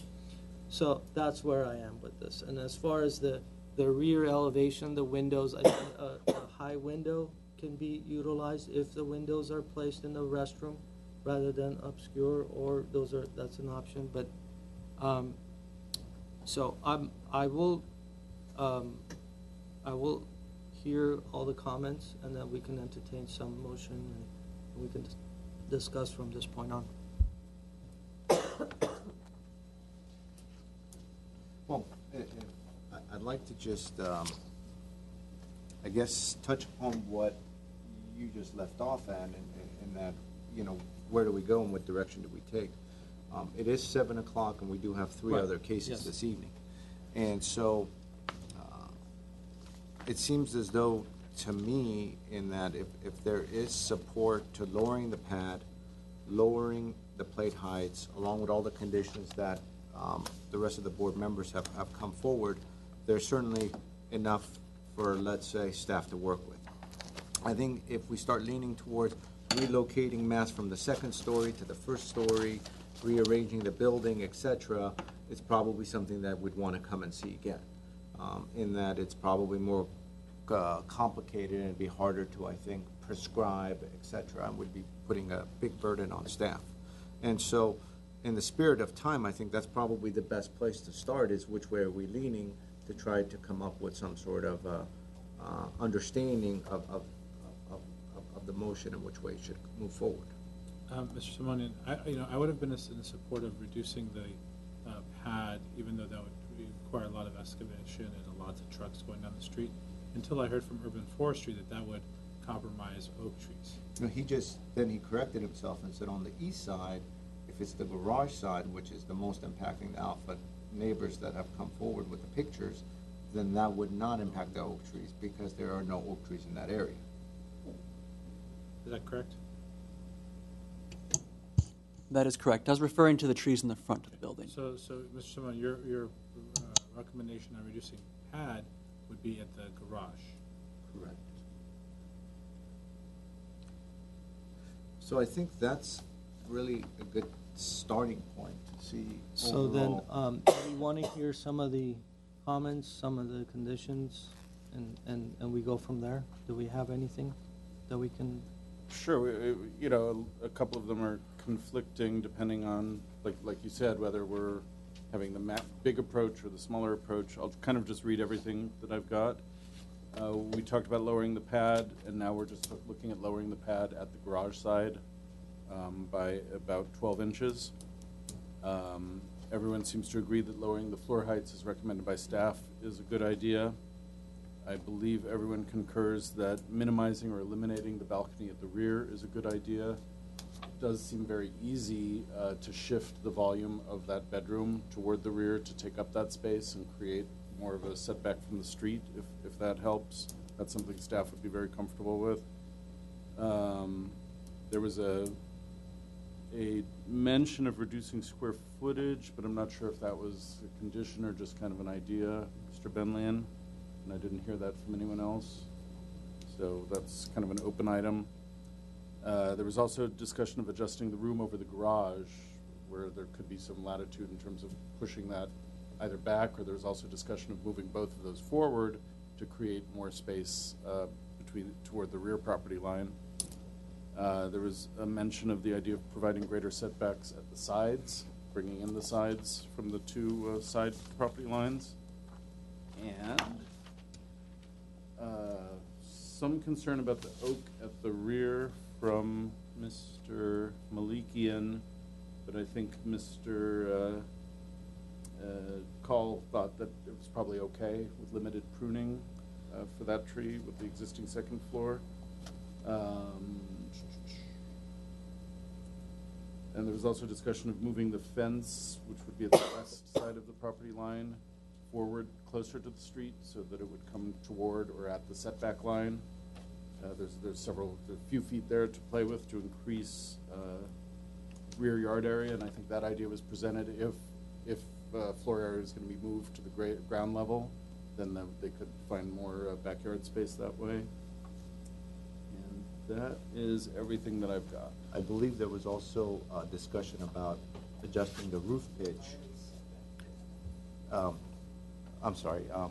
Adjusting the roof pitch to less than 4 to 12, and thereby reducing the height as well. True, I missed that one. So what is the staff's recommendation of the plate height? Are we reducing the plate height to be 10 feet, or the second floor to 8 feet, or are we okay with that staff's recommendation, or do we want? Because I think 10 is still high, in my opinion. On the first floor. On the first floor. It could go down to 9. I'm more comfortable with 9 or even 8. This project is it needs to the size and the vastness of the property, the abutting, that needs to have a less of a mass.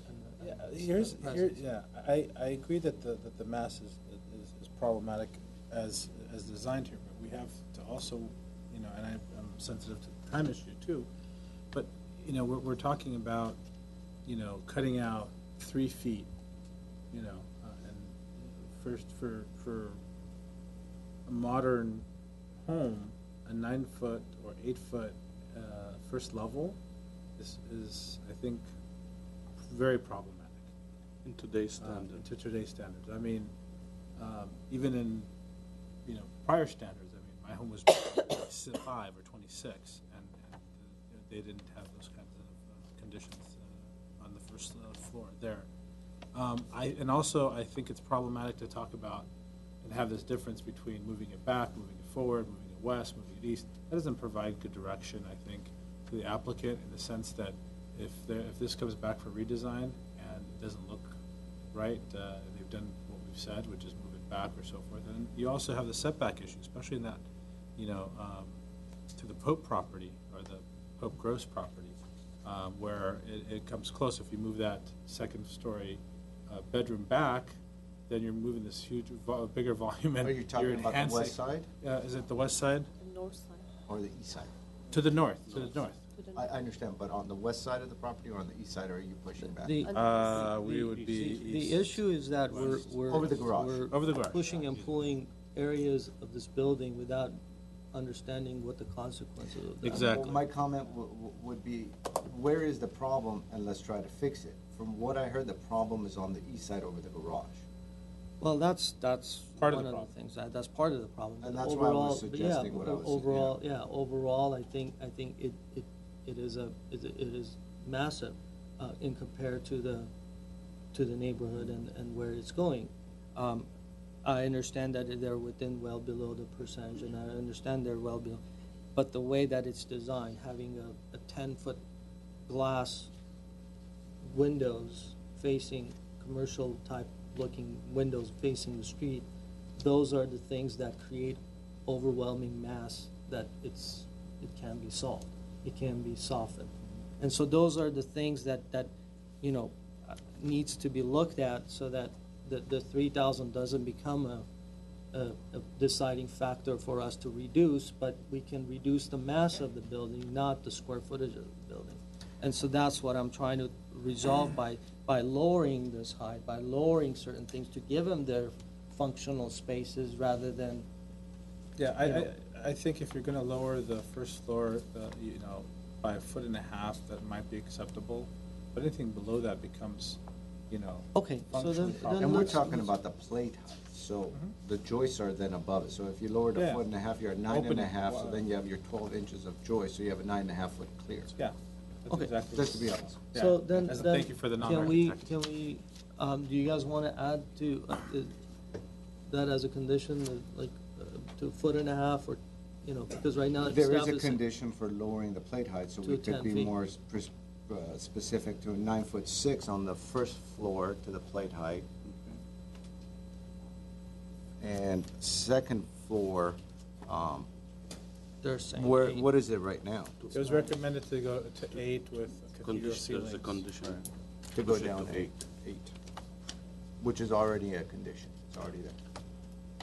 So it's a net reduction of 2.5 feet of the entire property. And we would And then we prescribe reduce the the garage. cathedral ceilings, but that's a way to get the sense of height without. Well, and then we have the 12 inches of drop on the garage side that you need to add to that. Additional 12 inches at the garage. That was So they're already dropping it to 9 feet, the plate height. Staff So the is plate dropping. height, so if it goes from 11 to 9.5, so we've saved 1.5 feet there already from what is being proposed. Right now, it's 9 foot proposed on the second floor, we're dropping 1 foot to 8, so now it's 2.5 feet. We had the 12 inches that we're dropping on the garage side, we've lowered the height 3.5 feet. And now if we lower the pitch of the roof from 4 to 12, say to 3 to 12, you might have gained another foot there, let's say. So we've dropped the story heights about 4.5 feet from what you're seeing, just by discussions that are occurring at the moment. So we need to make a motion, and we need to move on. So let's go ahead and make this, and conditions or whatever motion you guys want to make. And then we'll have staff read the conditions, and so make sure that it's included in there. Along with the list of height and pitch changes, is there consensus to change the window openings to be more residential, less commercial, to kind of change the scale from the street? Again, we're changing things that it's going to create a different look of the building, which I support, but I don't know what it's going to resolve. Without seeing what it's going to look like, I don't know. Depend, if it's coming back, yes. If it's not coming back, I don't know. If we're gonna go that road, it has to come back. Right. We're changing too many things. I agree, if we're reducing window sizes, if we're relocating stuff from the second floor Right. to the first floor, that's where I start, right after your thoughts is where I started off. It needs to come back Right. at that point. And so, I was looking at that as an option for the architect to consider to address mass, work with staff. I mean, for me, it's a volume. You take that volume, you move it off of the garage, you address the view concerns for at least significant number of the neighbors that have spoken. Well, we shouldn't And- change because of the view. We No, shouldn't no, no, move no, the no, the mass massing. because of the The view. Well, my We should first change it comment for was the massing. my first comment was standing there in front of that garage, looking at those story poles. That mass was the first thing that popped out at me from the street side. So that's what it's based on. But as an option, I look at it as a volume that you can take, put in on the first floor because you still have available pad without affecting the trees, and then you greatly address the mass, and then therefore you don't have to be so prescriptive or whatever you want to call it with the other. Are you comfortable with making that a condition for approval and having the architect work with the architect? If you Because are, you can on maybe this, put- yeah, on this design, absolutely, because it's a volume. It's almost like a separate volume. Even the interior volumes are there. So if they could work with staff, they could simply move that to an appropriate location on the first floor as an option. Or they can reduce across the board, as we've indicated, 9 feet, 9.5 feet, 8 feet for the second, and reducing the. I see. So you're giving those two options to the architect to work out with staff. Yeah, or a Option combination. number one would be to relocate the second floor above the garage down to the ground level, or everything else that we've described as it relates to the height. Yeah, because for me, that corner point is the mass point, even though it's set lower on the from the street level than the other the other side of the property. It's the most noticeable, in my opinion. A motion. A motion. Wow. Oh, okay, how do you word this one? I would say a motion to approve with the condition that either the second-story bedroom above the garage is relocated to the first floor, or staff works with the applicant to reduce overall floor area by the 2.5 feet for the main portion of the house and 3.5 feet for the garage portion of the home. That would be the condition for approval. And the conditions outlined by staff. I see. So that's still on the option A of your motion, you would still be eliminating the rear balconies, the rear decks. On it wasn't eliminate, it was work with the staff to either eliminate or reduce. Okay. So everything, all the other conditions stand, but there's that one option that you described. I see. Okay. That would be my option. If I, just looking at the plan, if we were to take the second floor bedroom over the garage, the logical place to move that would be to the area underneath that balcony. On the west side. On the west side. If the balcony were removed completely and we had just a sloping metal roof there, that would significantly change the mass facing the neighbors. Or it could be toward the front, and then the living room could be shifted. That's up to the architect to design. Okay. Do we have a second? Are those, is that condition, is that motion workable from staff's point of view? It is, if you had a little more direction. The other thing I don't understand, we could still reduce floor heights also for the main volume of the house and relocate the room. So I don't know if that's something you want to consider, since that was direction, I think. Everyone seemed to share some of those thoughts. Do we have a second? We don't have a second. Okay. So do we have a new motion? Can we change the motion to? Wait,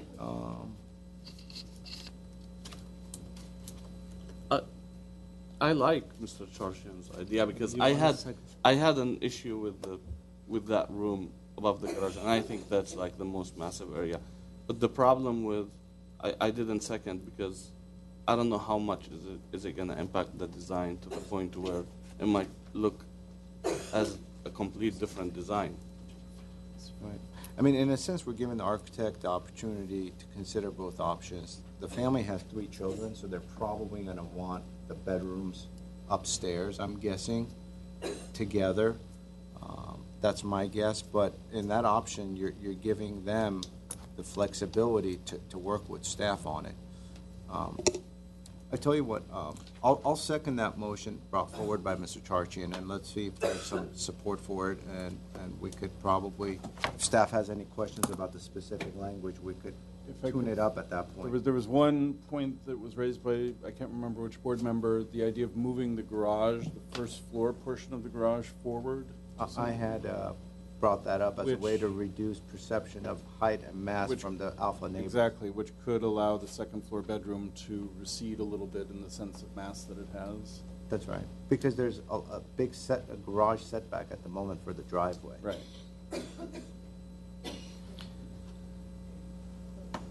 But then we're also talking about just relocating that second floor above the garage, so those would be two options for that, if you want to leave options. I think we need to be very specific. Do we want to relocate, or do we You know, go I- with the I- condition? So, Okay. you know, I'm going to withdraw my motion at this point, because I Okay. don't see the support, and looking at it, it's not going to be workable. You know, I don't want to set precedent to prescribe like this, because we're now going, I think, too far into that. I would support if you return it for redesign, whatever you just said. The issue that I'm having with redesign on a project that's this well designed out and this well planned out, and that has gone to forestry, has gone through the historical review. I understand there's a lot of concern from the neighbors. I get that, but a lot of the concern from the neighbors are things that we don't have in our purview. Okay, the issue that I have redesign is I'm hearing that there's a large wait of people in line to come to design review, and I think this is something that has two solutions in my mind. You either reduce the plate height across the board, drop the house, make it less massive, but that becomes less functional, or you give the incentive to the architect to essentially move that house, second bedroom, put it somewhere on the first floor, and achieve the same goal of reducing the mass and addressing the concerns. We basically have a partial second story, which I think is a good compromise. It's a great compromise. For this thing, and that's why I made that motion. But I don't want it to come back to redesign, because it's going to look pretty much like what we see here. It's going to have that second bedroom shouldn't. Maybe we condition it with saying it doesn't affect the first floor, you know, exterior look.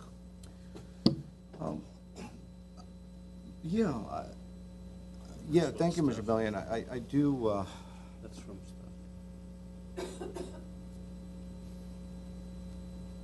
So should I try my motion again, Mr. Chair? Yeah, the staff has brought forward an idea of relocating the bedroom from above the garage onto the west side, and then pushing the existing bedroom on the west side back towards the rear of the property.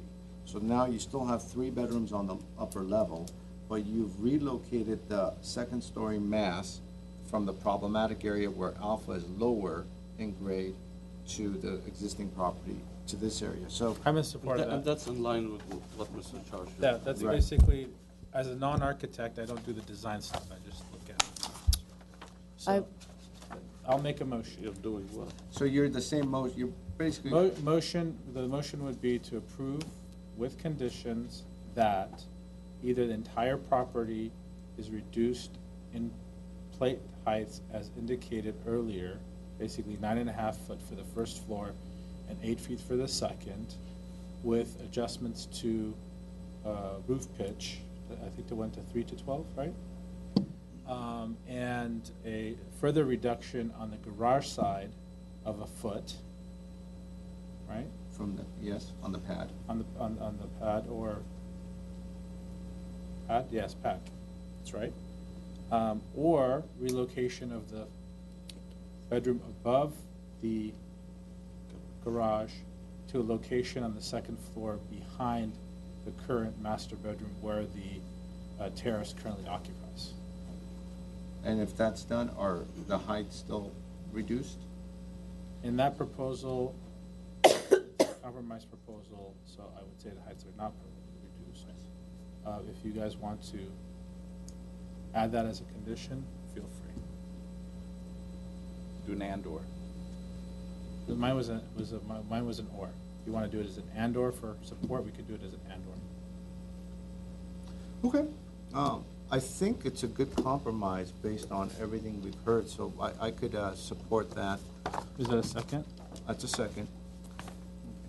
And do you want to consider the and? That was an and or. And it's an and or, okay. I think that relocating that second floor is a good idea onto the west side, and I would then support staff's recommendation of reducing the first floor to 10 foot and also the second floor to 8, but not to 9.5. So they're still getting a nice 10 foot on the ground level. All right.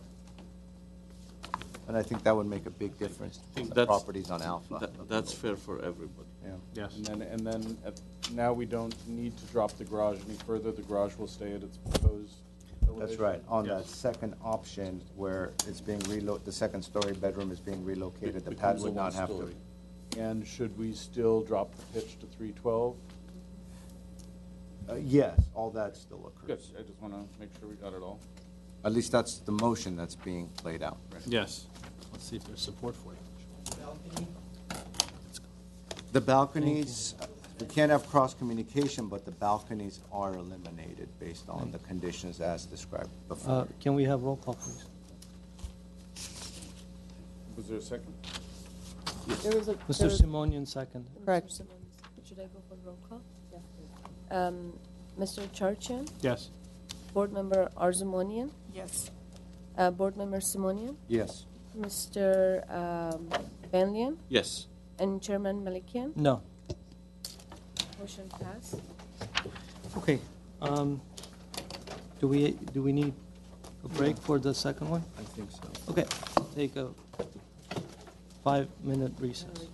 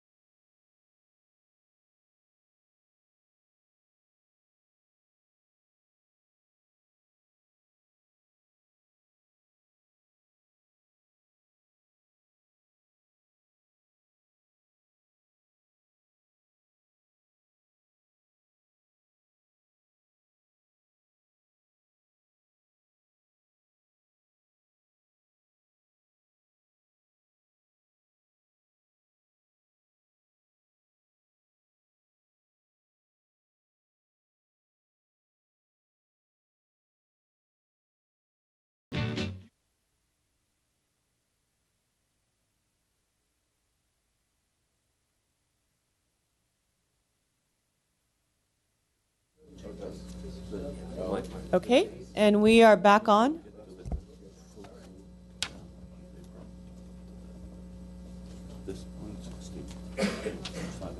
Okay. Mr. Malikian, would you like? Oh, yes. Dennis, are we ready? I'm ready, sir. Yeah, okay, let's go. Thank you, Mr. Chair, members of the board. I'm going to try to make this as concise and short as possible. The next project before you is to construct a 21-unit affordable housing project, which of the 21 units of this project, 3 are reserved for very low income housing. It's going to be approximately 28,000 square feet, 4 stories. It will include a semi-subterranean garage with 42 parking spaces, which 34 will be directly accessible, with 8 of the spaces being canvassed. A little briefly about the existing property. There are 2 lots adjoining with an approximate size of 15,000 square feet. They're both zoned R 1250. These lots include 2 Craftsman homes, 1 in each lot, which were identified in the 2007 reconnaissance survey, which identified them being 6L, which is ineligible for local listing. And also, the applicant had a historic resource report provided for this application and conducted by Environmental Science Associates, which found neither of the properties are eligible for designation. Just to break into a little bit of the history of the entitlements for this project, it received a density bonus application approval in 2016, which it received 3 concessions and 4 waivers. And just to really briefly go over the 3 concessions, which is story and height, common outdoor space, setbacks, and the waivers were FAR, lot coverage, landscape, additional open space. The deviations and the code requirements are in the report, and I can definitely, if you guys want to go into a little bit more detail about that later on, I can definitely go into it. Art, looks like you have a question. Yeah, very quickly, the Sure. 3 you said concessions were story height, number 1, common area, number 2. And what was the 3rd concession? Setbacks. Setbacks. That includes interior and then street front. And then the other things in addition to the concessions were Waivers? Waivers. waivers. Right. The difference between concessions are by the state density bonus law is depending on the scale of the type of affordable units they're going to be providing, they get a certain amount of concessions. Since they're providing very low, they're automatically granted 3 concessions, which they basically are given to them. The 4 waivers are something that they're asking in addition to, which it's viewed as almost like a variance, that they have to prove that these waivers are necessary to allow to the grant of the density that they're requesting. Now, bear in mind, this is a past entitlement that was approved by the hearing officer in 2016. So these are pretty much, these items here are approved and they're non-negotiable, or they can't really be touched as far as saying, let's reduce the floor areas or reduce the FAR. That's just something that how the state density bonus, the density bonus application works. Thank you for clarification. You got it. Thank you. I'm going to try to go through staff's analysis about the design. Staff acknowledges that the density bonus application will contrast with the project's design against the city's design guidelines, such as, once again, going into the setbacks, the 0 additional open commons, 0 additional open space, and the landscaping requirements. However, the applicant has integrated some techniques to kind of soften some of these impacts, such as the most closest setback would be the street front setback, which the garage is going to be as close as 5 feet from the street front property line. And what they're proposing to do is to drop the podium height for the first, it's about 13 feet, 13 feet from the front property line. So you can see from this cross section that the subterranean garage, the podium height is dropped to match the level of the adjacent grade over here.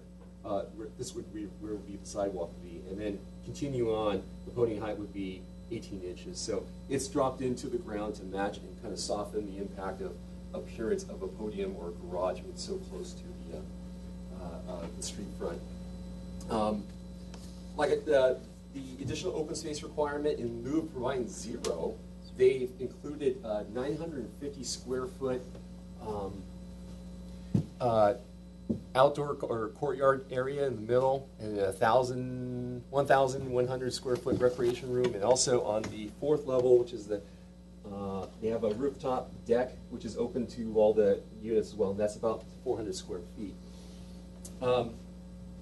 Moving on to massive scale, while the project will be larger, most in the neighborhood, the articulation, the staggered building forms that the project will be providing, staff believes it will help blend into the neighborhood context. Additionally, the 4th level will be set back than the 1st and 2nd and 3rd levels. As you can see from this rendering here, it's a little bit difficult to see it from the elevations, but you can see that there's going to be this is the top floor open deck, and then you can see the 4th levels are recessed a little bit further, and they got their private open space as well there.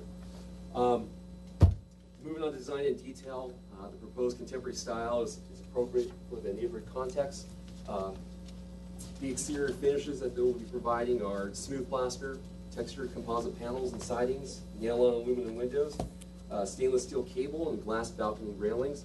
The overall, staff believes the overall architectural idea and treatment is consistent throughout the building, as the architectural language is continued, as presented in the front, is translated to the interior yards as well as to the alley facing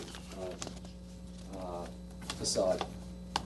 Overall, staff supports the project and recommends approval with the following conditions. 1, that the perimeter walls along the north and south interior property lines will be 5 feet 6 inches in height. While the building materials of these walls have not been identified in plans, staff recommends the designs of the walls be integrated with the proposed building, such as concrete wall with a finish to match the texture of the building. So what staff is talking about is just the walls along the interior property lines here that faces the adjacent buildings to the north and the south. Condition number 2 may not be necessary anymore. The plans have been revised. It read that the liquid amber trees should be replaced with an alternate tree that's identified on Woolculls or bewaterwise.com as opposed to the liquid ambers with a tree that's has a low or very low water usage. The applicant has revised the plans with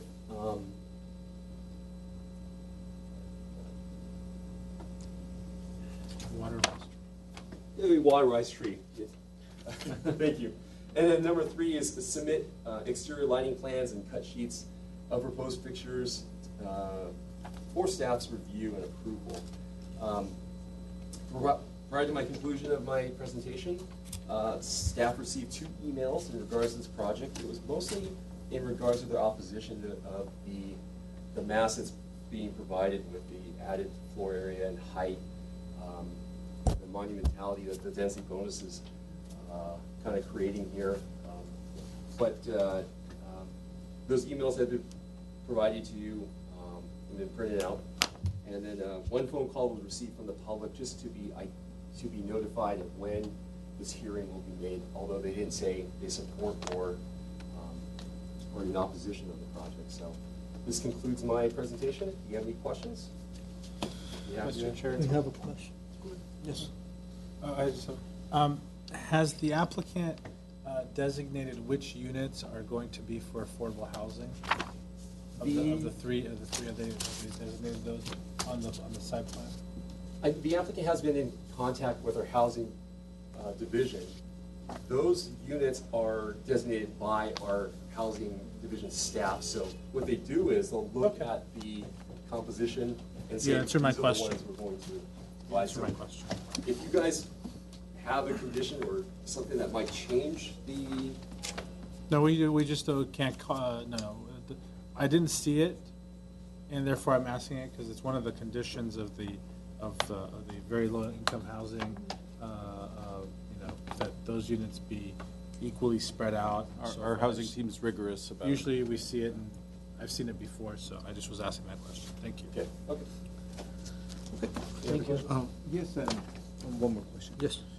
The tenant parking, was that also part of the 2016 hearing? Yes, although it's not a concession, it's not considered a concession. This is given by the state density bonus law. So there, I think that, I forgot the ratio, I can look it up in the code. I think it's like 2 spaces per unit, and tandem spaces are allowed. I see.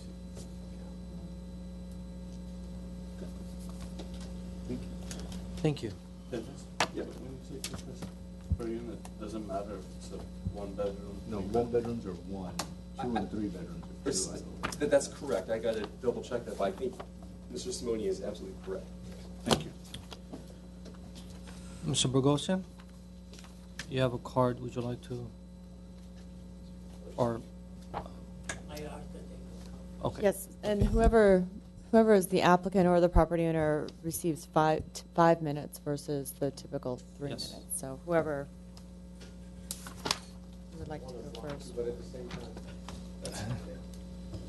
Good evening, members of the board, members of the planning department. My name is Yannick Dombrova.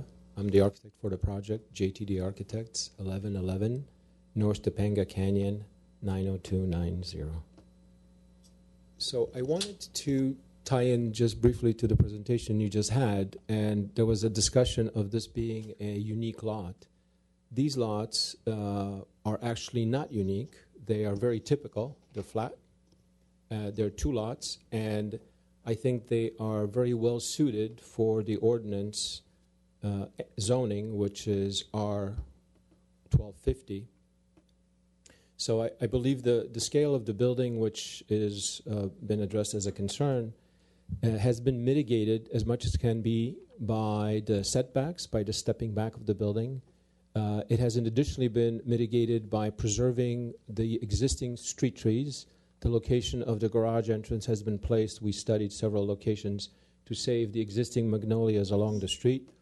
And space has been provided to plant 3 new silk trees on the property so that the sidewalk becomes actually a protected space between the 2 rows of trees.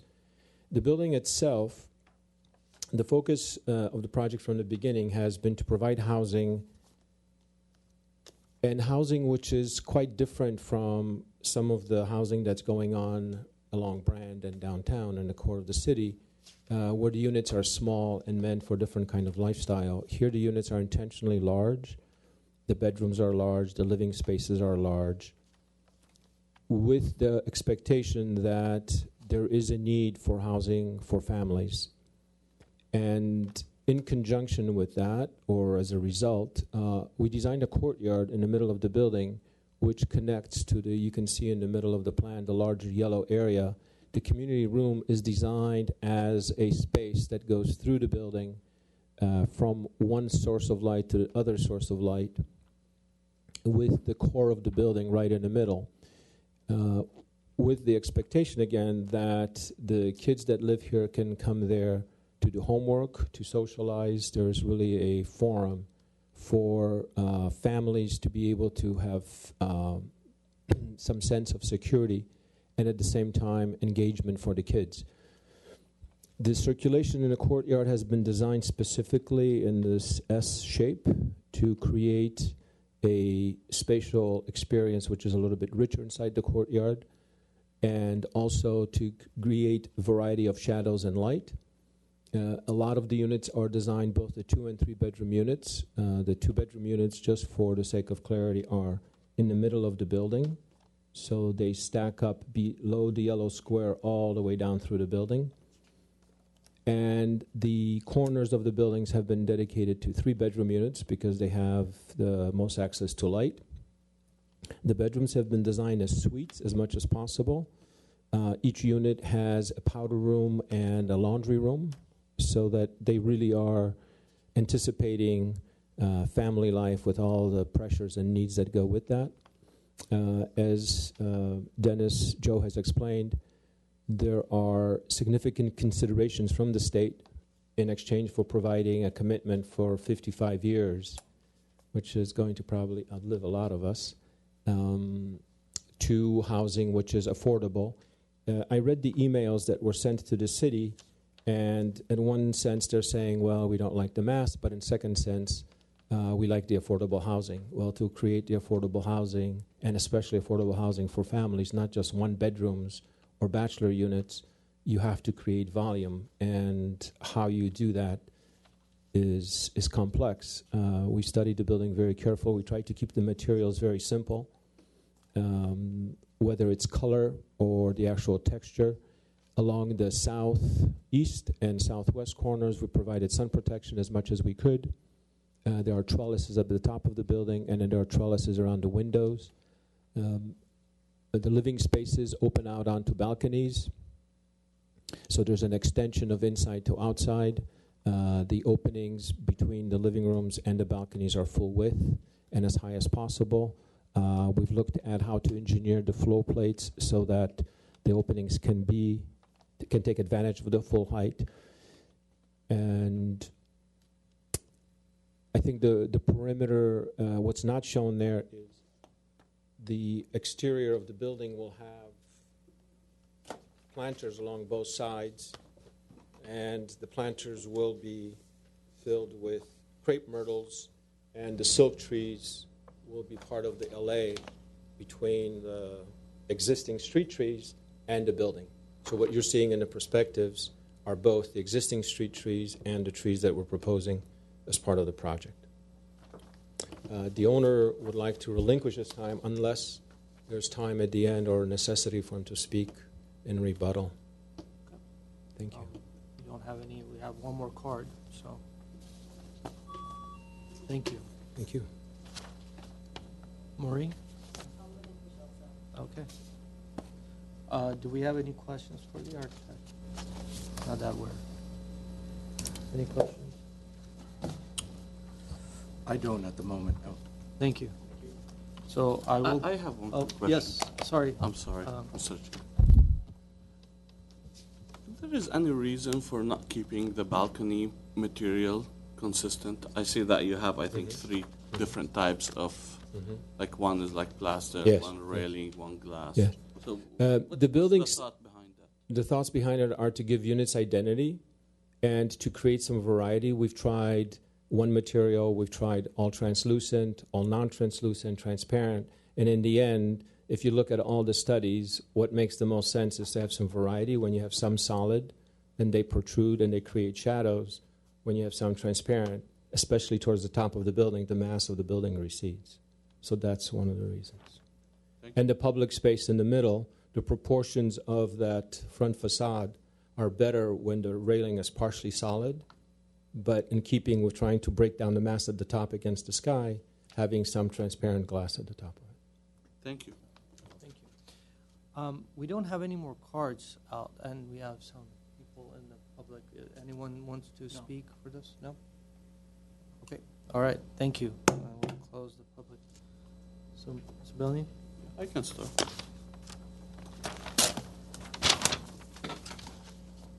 So when I received this package, I was very pleased to see that this is an affordable housing project, because I know there is a huge need for affordable units, and especially decent-sized units, like you've mentioned. I've seen projects where they have the bachelor, the 400 square feet unit, and they call it affordable, but doesn't do the families any good. So I really appreciate that fact. I know the state of emergency California has with affordable units, and I know how desperate we are to create them. And the fact that you're bringing affordable units in desired neighborhoods, it helps a lot too, because I mean, with all the stuff that's happening in low income areas, I mean, we need to build also affordable units in desirable neighborhoods. So I appreciate that. In terms of the concessions, I mean, as Dennis has mentioned, these are approved and not up for debate. So I'll have a few comments about the design. I think it's a well-designed project. I think the massing is done well, even though it's massive and you went to 4-story, by breaking up the volumes and having the use of different materials. pushing the volumes in, pushing the volumes out in certain areas. It's helping with the mass. I understand you're limited to a certain extent, and you've done everything you could. One thing, I like the trellises on the fourth level, but on that view, if you look at this view here, I think this is the street view, and probably the calls and the emails are mostly dealing with this. And even though I like the trellises, I don't know, maybe eliminating the trellises will help alleviate some of that mass. And because it's pushed back quite a bit at that level, and if you get rid of those trellises, maybe it'll give it that three-story look. And the reason I say that is just because we're right on the property line. That's one of the comments. The other comments I have, I'm not sure if I like what's happening above the windows. That eyebrow type of design, I don't know. I understand you're trying to just create shade and do all that stuff, but just it looks a bit awkward to me. Other than that, I think it's a well-designed project. I like the materials. I like the volumes. I like the site planning. I think I'm in support. Thank you. My comments, Mr. Chair. Mr. Warden? Yes. I also like to commend the architect for taking the time to design a complex building like this. It's not easy to fit as much program into these projects, and it takes a lot of effort. You know, looking at the 2016 hearing that was held previously where story and height were already granted, the common area deviation was already granted, the setbacks and reduction of setbacks was already granted, and all three of those were state laws as far as considerations, along with waivers that had to do with FAR, being increased, the lot coverage being increased, and also the tandem parking. These are all items that we typically dwell on and work on. And in the case of SB 1818, they're state mandated, and so they've already been approved, and so we're really putting all that aside. And really focusing in on some of the other finer components of the design, which Mr. Bellion has done. I do appreciate the fourth story stepping back, and I do agree that the trellises do add to it, do add to the massing, and so I don't think you're gaining anything. If they need some shade, they could probably put up some umbrellas or other things as is done on those upper areas. We are asking for a lot from this small site, and so I think that it would be a good way to reduce mass.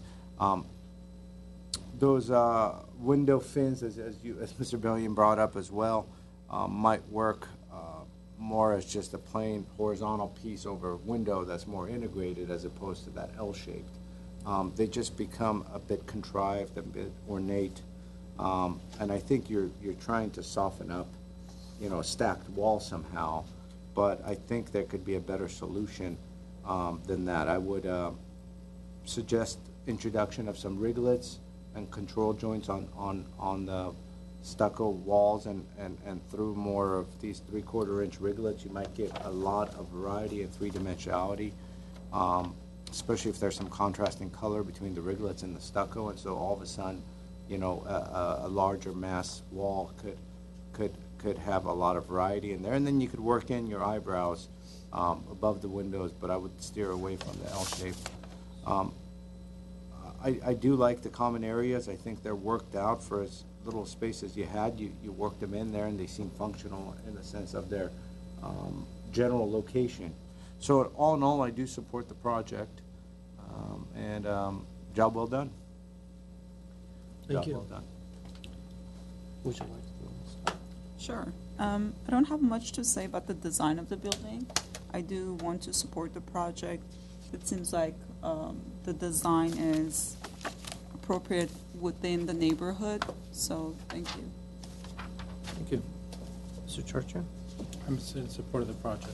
Nothing else to add. Well, this is a great example. I mean, we tried to put some projects in that famous book that we always talked about years and years ago, and we would put in these exemplary projects. And I think this is a great example of a project that should be presented to. There was a applicant that came in front of us. There was another affordable housing, and there was a major resistance amongst them and us, and trying to understand what they were doing. And I can't believe that this type of architecture, this type of a building that has this much detail and elements that can be an affordable, still be part of the affordable, and the developer can afford. So I commend the architect. I think they've done a great job. As far as the fins that we talked about, the fins, I think this is kind of very interesting. I don't know if you guys noticed, the first page, it has a view summer solstice at 9 a.m. So I think I'm going to kind of step out of my thing and talk on the architect's behalf, is that I'm assuming that he has placed these not just to block view or just as a context, but I think it was more of a sun shading, and because of the placement of these elements, that's how I would imagine that was part of that. So I like the difference of this L shape, and I think it's different. I think it's very a fresh look to the typical eyebrow canopy. So the only thing that I'm not, I agree, is that the odd, overwhelming, the shading or the canopy, the covered area on the left side, that I think is the same kind of a rule or the architecture that it's coming around, like similar to the on the right. Maybe that can come up over and then go back as part of the overhang, rather than having the support or column to cover the entire covered area. So that may actually reduce the mass and step the building back. But I think overall, was I clear? Oh, I'm not sure I caught all of that. You're talking about the what top I was floor. trying to say is, you see how this is an L shape, right? And obviously this doesn't have it, assuming because of the direction of the sun, so it's not going to get as much sun. So that's why they didn't put anything as well as here, which is the right way of doing it. But over here, as it comes around and this column comes down, so what if this thing comes around and it wraps in, and this area may be an L shape or something in that fashion that can kind of work with. Obviously this cutting this back is going to get a lot of sun into this room, which that was the purpose of it. So maybe even, I mean, I would go even a step, maybe even having something here that goes back. But I think it's an interesting approach for controlling shadow and sun and other elements there. No. But these are just ideas, and I'm sure the architect can come up with a solution for that. But that's just my comment on that. Other than that, I think I'm supportive of it. So if you guys want to give a condition, or let's get this thing going. Yeah, I move. Well, what are the conditions that we have so far? So far, we have, well, there were discussions. So some of you felt that eliminating the trellises at the front would be useful. Mr. Malikian disagreed on that, and then proposed an alteration to the left-hand trellis, at least, to avoid the column and to create another structural element like one of those shutters. But I would probably go as a consideration, only because the extensive sun study that they've done, it may impact, it may create adverse conditions there. If you remove that, then you have a lot more sun getting into the room. But in general, you're supporting the trellises at the upper floor. I'm fine with that. I'm fine with them. But The thing, though, is what sticks out is it's east-facing, and so it's an east-facing trellis. Right. And so in the morning, you kind of want sun to come in, and it's the living room area. That's where the theory kind of fell apart for me. But it does travel. I mean, it is going on the south, so so it is. Hold on. Let me just make sure. Yeah, there are trellises on the west side also. Mr. Chair, instead of speculating on the intent of the applicant and the solar effect, maybe we can ask the Yes. applicant to come up and Yes. clarify that point for us. Can you step up, please? That'll clarify a lot. So I will open for clarification. So I understand the reduction of the trellises can reduce the overall mass. Ironically, in the mornings, the east sun is very, very intense, and there's a huge heat load on the building. On the afternoon, on the west side, there's a heat load because the building has been heating up, and then it gets hit by the sun. So we try to balance the sun path. That's why in the upper perspective, you can see the shadow that the existing building will cast on the new building. So where we provide sun protection is just in the places where the existing building cannot shadow the new building. So it's along the east edge, the top, and then along the west side. I think Mr. Malikian's suggestion about eliminating the column is a very important point because it eliminates the making of a room and creates it only as a shading device. So I would really like to explore that with Jay and with Dennis and try to maintain the sun control to protect the openings, really pay attention to energy, but at the same time keep the volume to a minimum. Then I think we could all have the best possible result. We like that. Thank you. Thank you. Thank you. Thank you for the clarification. Okay, so Okay, continuing, and this may be based on what you discussed. There was some discussion of removing the L-shaped window surrounds that are also solar structures, but perhaps you're more open to those now? It seems as though the architect is amenable to working with staff to redefining some of these shade structures to accommodate his Title 24, his energy needs, and at the same time reducing mass. So I think overall, if a condition like that is placed, should be okay. Okay, as long as you give us direction, are we okay with the vertical portion of those rather than just having the eyebrow canopies? It seems as though there is some logic behind it, and so, yes. Okay, well, that's fine. We'll work with the architect to, it sounds like we'll keep those and perhaps refine them a little more. If they're functional, yes.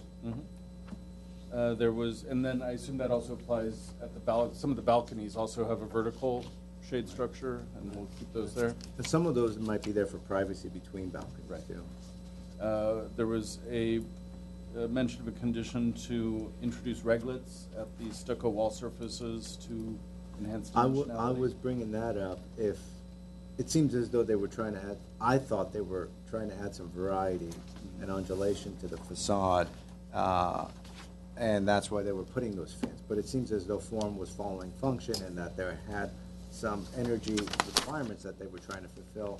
And in such a case, if those are kept, then it won't be as necessary to have those kind of reglets, and you're still going to need control joints to avoid cracks. And we see some on the drawings, so we'll just keep things as they are then, so we'll eliminate that condition. It was discussed that we should add this to our good book, which is actually a good filing cabinet, and we can certainly do that. We won't write that in. And otherwise, it looks like you were very pleased with the rest of the stuff. I move to approve the project with those conditions as Actually, stated. to be honest, I believe we removed all of the conditions that you had discussed. So is it a consideration to And work with you? there were also 3 staff conditions that are now. one of them, I think staff indicated that it's removed. So. That's correct in regards to the tree. Condition number 2, we're going to strike only. So it's approved with conditions, maintaining staff conditions 1 and 3 about the lighting plan and the perimeter wall heights, and accept the design as it is with the idea that there could be some further refinement of some of these shade structures and the corner column. We'll include that as a condition. I second that motion. Roll call, please. Sure, I have a motion by Mr. Simonian and a second by Mr. Benlian. This is roll call. Board Member Arzamanian? Yes. Board Member Benlian? Yes. Board Member Charchian? Yes.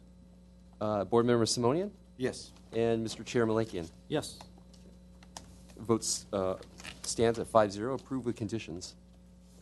Thank you. Thank you. Are you ready for the next? Yes.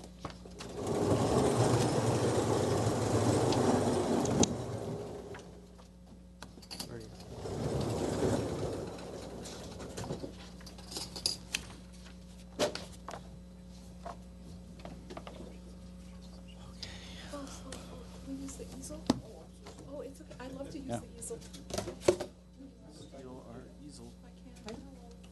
Yeah, it's a planning zone. This is the material board, the neighborhood survey, and Project are we doing? St. this Gregory? is St. Gregory. I believe, correct? You're right Am one I here. not, No, no, am you're I not probably following right. the agenda? Yes, Probably are, yeah. Let's do it. Right, okay, so,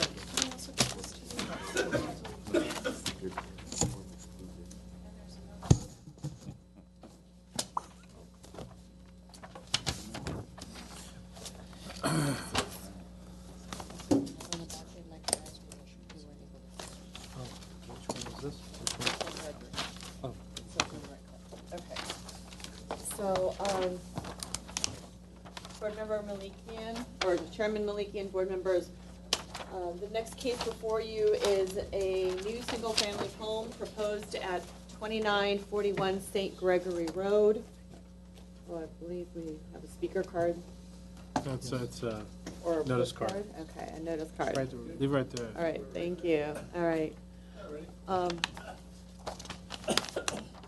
Okay, the project involves the construction of a new 3-story, 2,548 square foot single-family residence in an attached 2-car garage on a hillside lot zoned R1R, Floor Area District 2.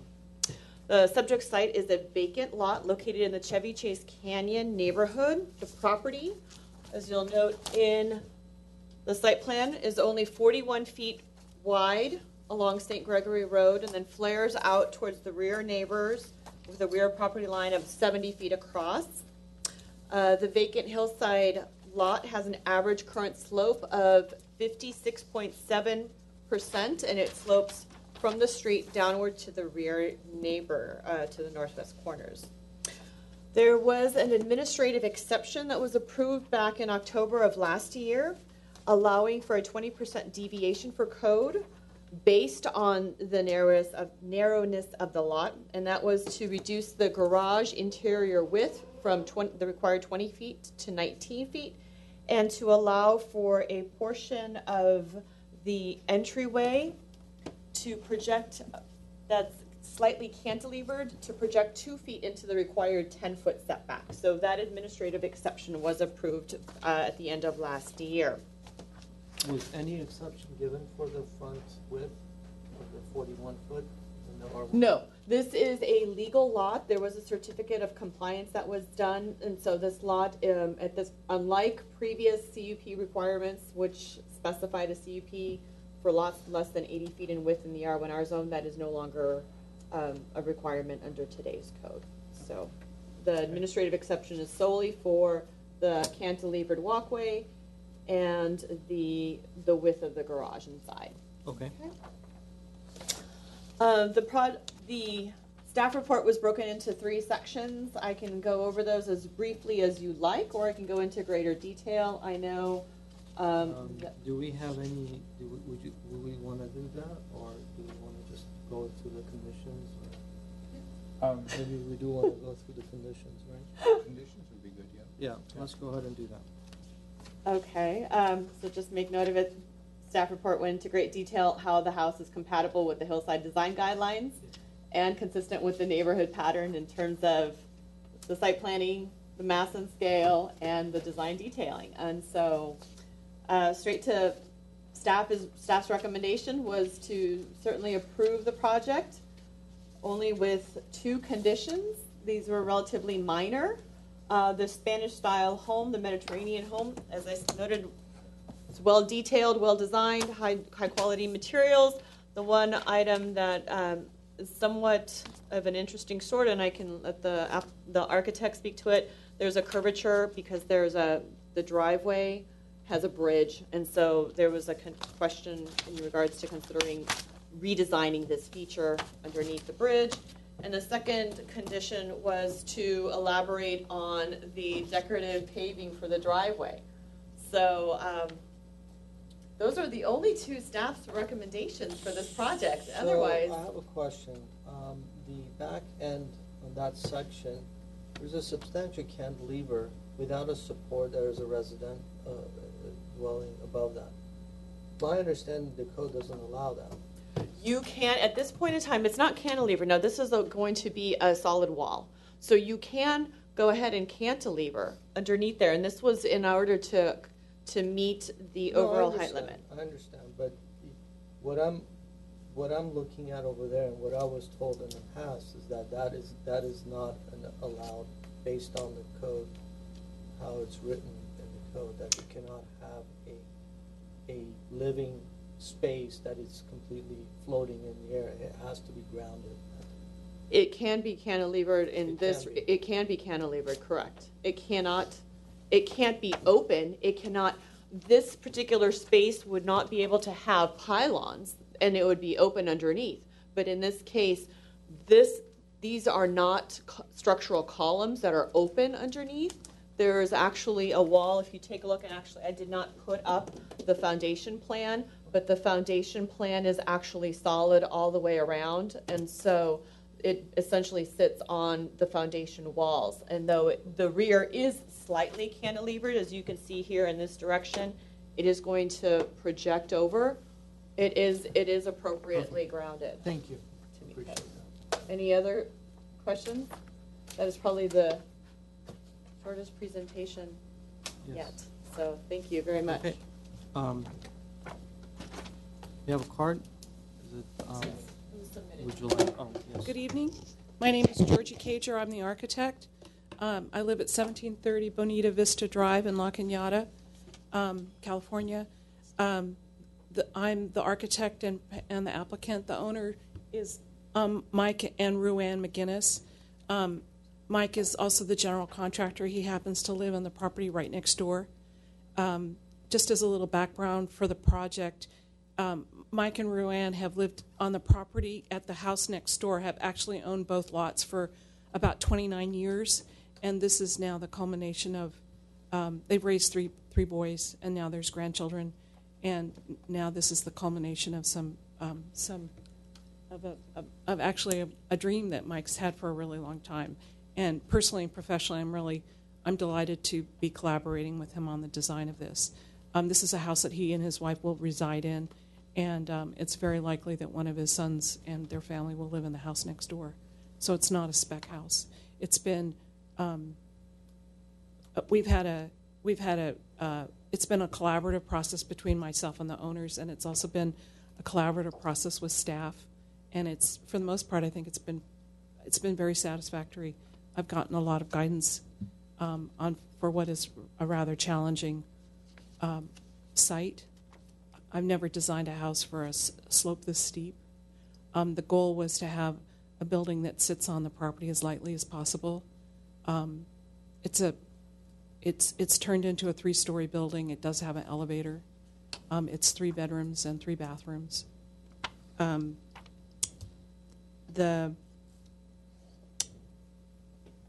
As I said, it's a 3-story house with the 2 lower levels are the habitable area. We decided on a house that would be a Spanish Revival home with quality materials that have integrity and executed with skill and craftsmanship. Mike is going to be the contractor.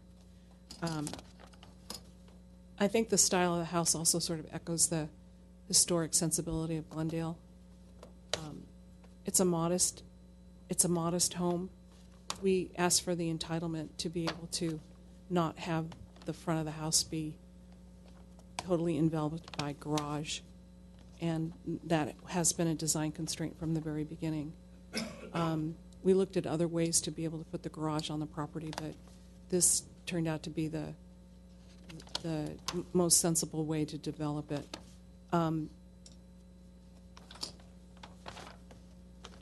the conditions raised by staff seem to be relatively minor. It will not be a stamped concrete driveway. It will be a scored concrete driveway in a warm.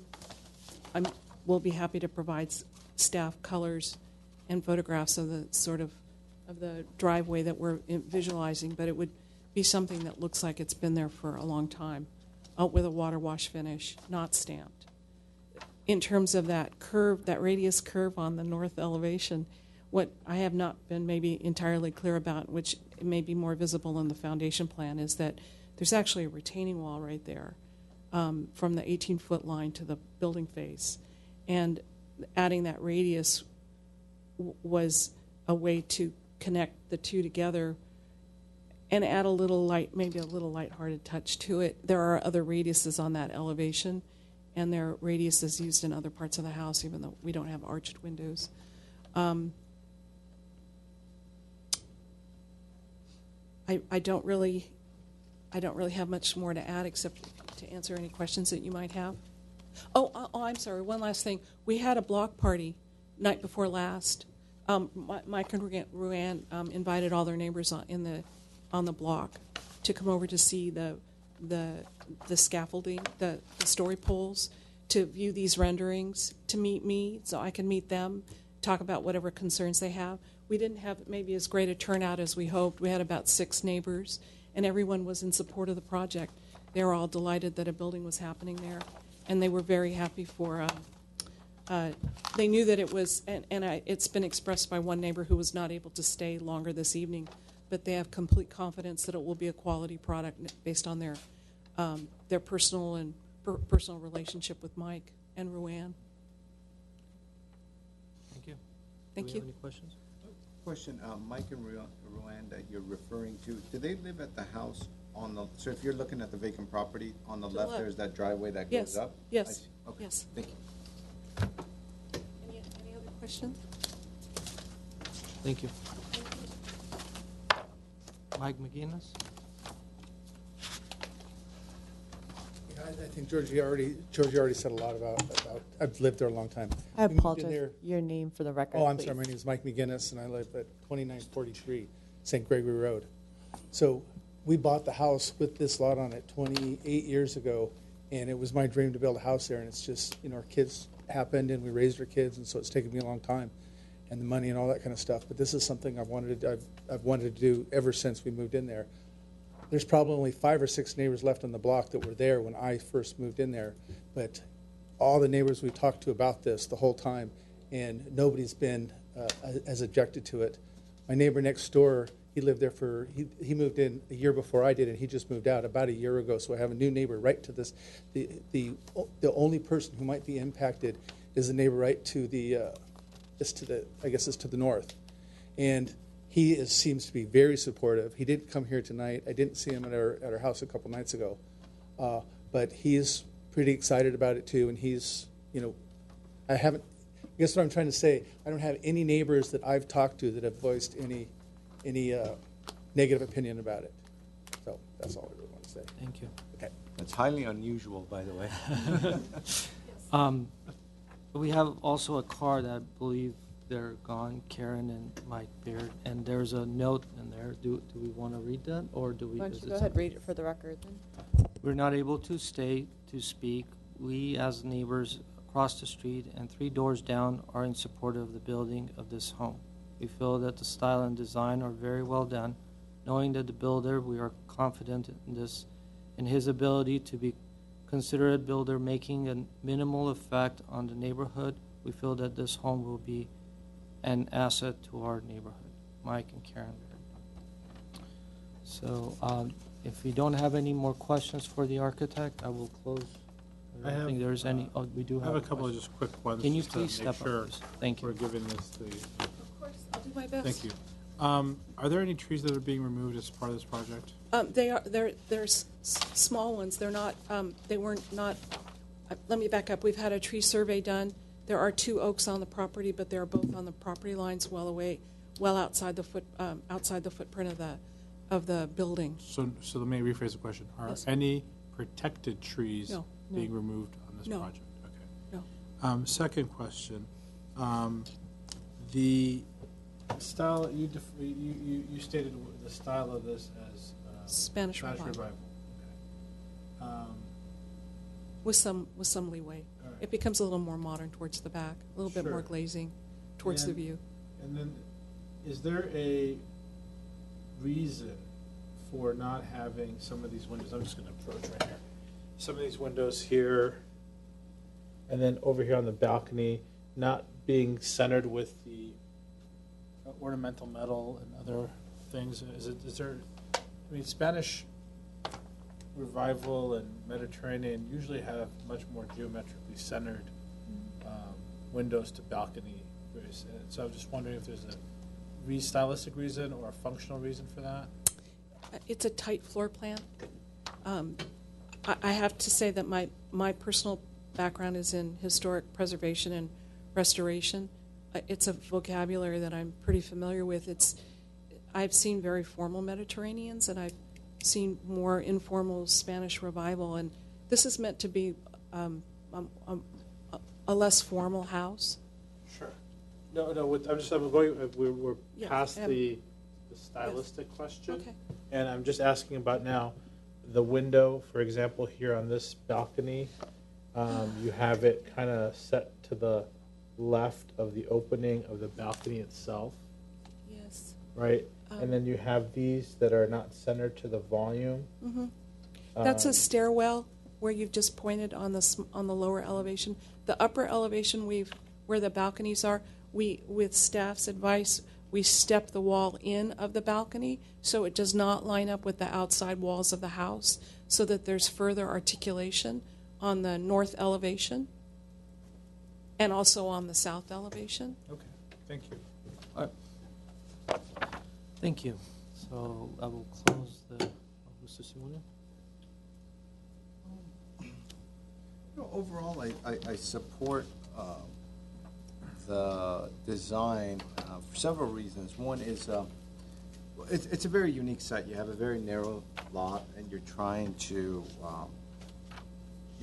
build on this downsloping narrow lot, which is not an easy thing to do. And on top of that, you're trying to stay true to the Spanish style, which is difficult. It becomes a little more easy, I guess, if you go with the contemporary, because you're able to kind of have, bless you, different undulations in the building and different mindset. But however, in this scenario, you've kind of stayed true to the Spanish form, where you have, the true windows, and bless you.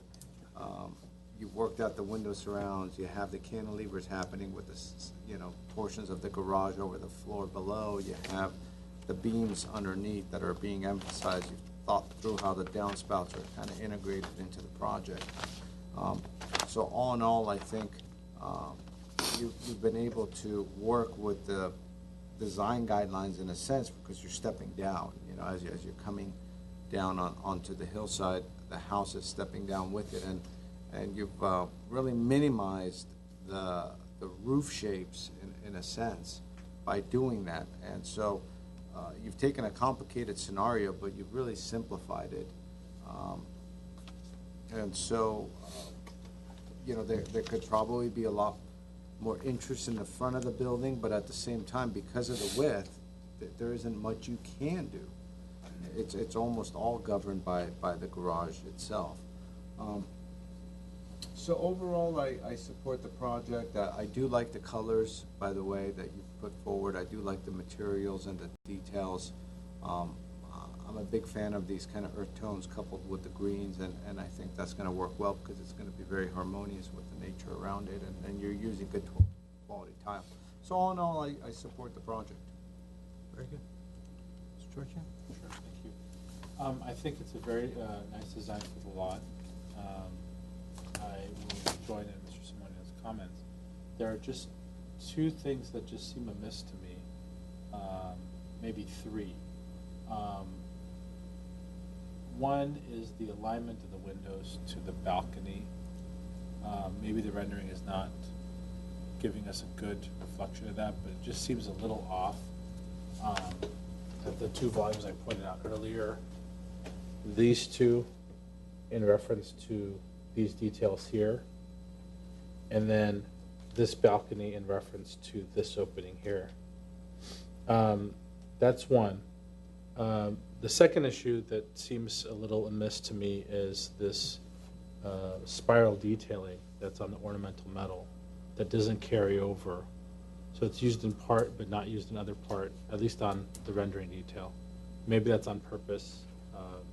Maybe it's a design element, but there seems to be a lack of symmetry when it comes to this area here with the ornamental metal lacking, and maybe it's detailed out on the design and not on the rendering. And then that last area that it seems a little, and maybe it's not visible, but this volume here, I think, could use some sort of treatment that breaks this, that maybe speaks to this design, this whimsical design up on top. Other than that, I think the project is very nicely put together. Thank you. Ms. Arzuela? Sure. I agree with the comments that my colleagues have made. Only thing I would add, and I'm not sure what I think about this, below the new driveway, the opening, it looks awkward, but I'm not sure if that could be addressed somehow. Other than that, I don't have any particular comments. I'm in the support of the project. I'm also in support of the project. I think it's nicely done. I agree with my colleagues, and it's very rare that we see that we get a project that's easy. In Chevy Chase County. That's easy in that particular neighborhood. So, and since you have also the approval and the support of the neighbors, that means a lot, I think. In terms of issues that I have with it, I think I will add my comment to, I'll add my wish to staff about the same issue that my colleague had brought up, which is under the bridge. I think that curvature is just a little awkward, and it's not going with the rest of the building. It seems, just for my taste, it seems to be like, it needs to be like a straight line. Other than that, I'm in support. Thank you. I, as well, am supportive of the project, so I'll entertain the motion. Can we get a reading of the conditions that have been piled up? We have a few recommended conditions. The first is the alignment of the balcony, or on the one window at the kitchen isn't centered on the balcony at the rear facade. And also the two windows on the north facade, the narrow wings with the center, I guess, are not aligned with the center line of the ridge. The spiral iron detail isn't applied consistently across the ironwork. A recommendation to find a way to break the mass at the north facade on the left side, where there's the large unbroken stucco area toward the bottom of that facade.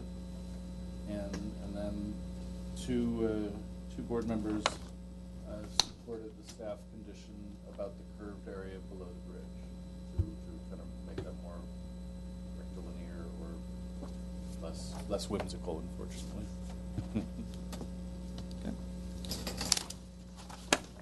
I'll make a motion to approve the project I'll with second. stated conditions. Are those, forgive me, because I just want clarification on those. The conditions with regards to the window realignment, are these considerations or are these conditions? Mine was a consideration because I don't know if it's a form issue. I would agree with the consideration. Now, the applicant indicated that there is issues with the width of the structure that could potentially dictate that. But I would ask them to visit that window. Maybe they do two windows at that space to break that, and then it doesn't seem so awkward. It's an elevation mistake. In both cases, the floor plan lends itself to some movement, so we can work with Ms. Cager to Perfect. see if there's So my second or changing stance? consideration. As a consideration? As a consideration, and then also with the ironwork as well, or was that a condition? I mean, I don't know why it wouldn't be carried over to those two balconies. I think it should be conditioned. Condition for the ironwork. two considerations about the alignment of the windows. Oh, and the breakup of the mass on the north facade. Is that condition? Well, I mean, on the ironwork, I mean, it might be that there's a rationale for it. You know, I mean, it could be that it's so whimsical that too much might be too much. Yeah, it might be that, you know, too many spirals is too many spirals, but then what you need to do is adjust it in other areas. So if you're going to take spirals, you know, if you don't have spirals just here, then here and here and here is almost like too much spiral. So that's a balance, maybe. Okay. So then make that a condition to find a better balance of the decorative aspects of the wrought iron work. Perfect. Okay. And I'm not sure still about the north facade, the lower mass on the left side. There was no support for my comment. No support. Okay. And then the curve under the bridge. I actually like the curve, but I'll go either way. I think there's 2 to 3 on that one. So two against the curve, 3 against the curve. I don't. I mean. So consideration. I have no issue with the curve. Okay, consider. It's something you don't see. You're gonna stand there.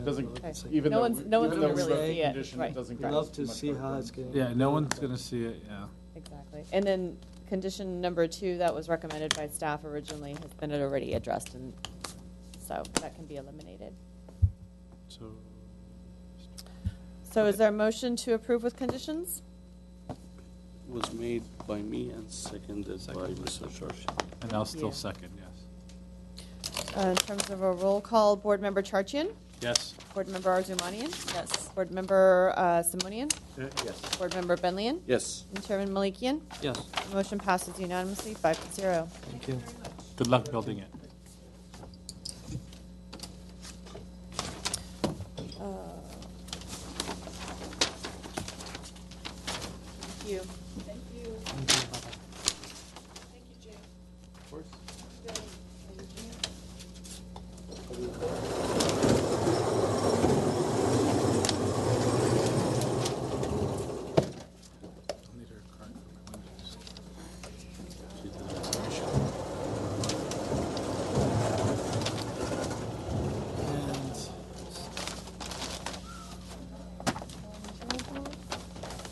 Have we seen this one before?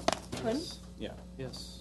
Pardon? When you saw, I saw the old plans up there, I realized we've seen it. Correct. This is it is not considered a return for redesign because it has been well over 6 months since the board last saw it.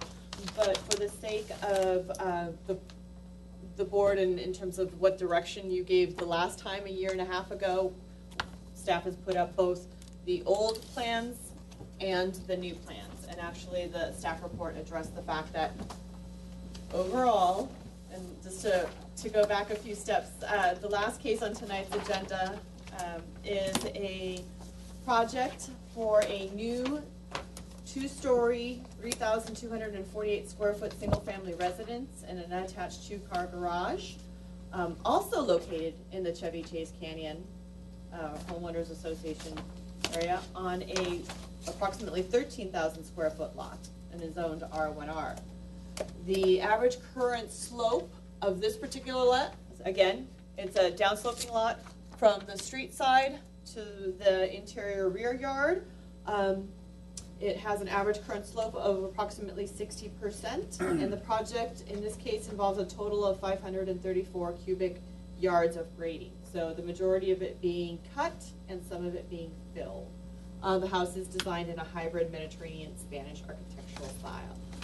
This particular project site has been under review by the board a total of 5 times previously, dating back from 2005 to the last time that the board saw it was back in January of 2016.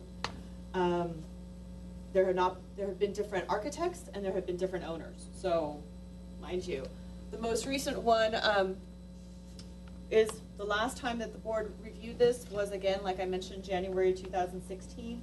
It was the same architect and the same property owner. So with that said, the site plan overall has not changed significantly, though there have been minor tweaks to address the Design Review Board's previous conditions for the return for redesign.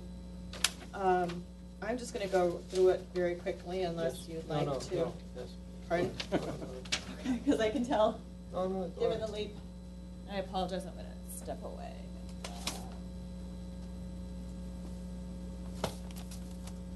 Not seeing it, there it is. Yes, no, I just, because if I'm going to go in through the condition, as opposed to the previous conditions, one was to redesign the entryway and adjacent turret to reduce the monumentality of the entry surround and to create a more harmonious interface between the two elements. This was primarily the point of discussion here. We don't have the color of the elevations. This particular element here has been redesigned, the turret has been eliminated, and the design detailing of the front entry has somewhat been reduced. The second condition was to create more meaningful stepping between the lower floor and the garage along the east and south facades. You'll note here also, in this particular instance, the garage is located directly facing Edgewick, which was this elevation here. You had a slight parapet around the roof, but primarily it read it as a two-story volume. In this case, the architect has actually dropped the garage down and then also incorporated a trash enclosure area here and introduced an exterior stairs that wrap around to the lower level balcony / patio area.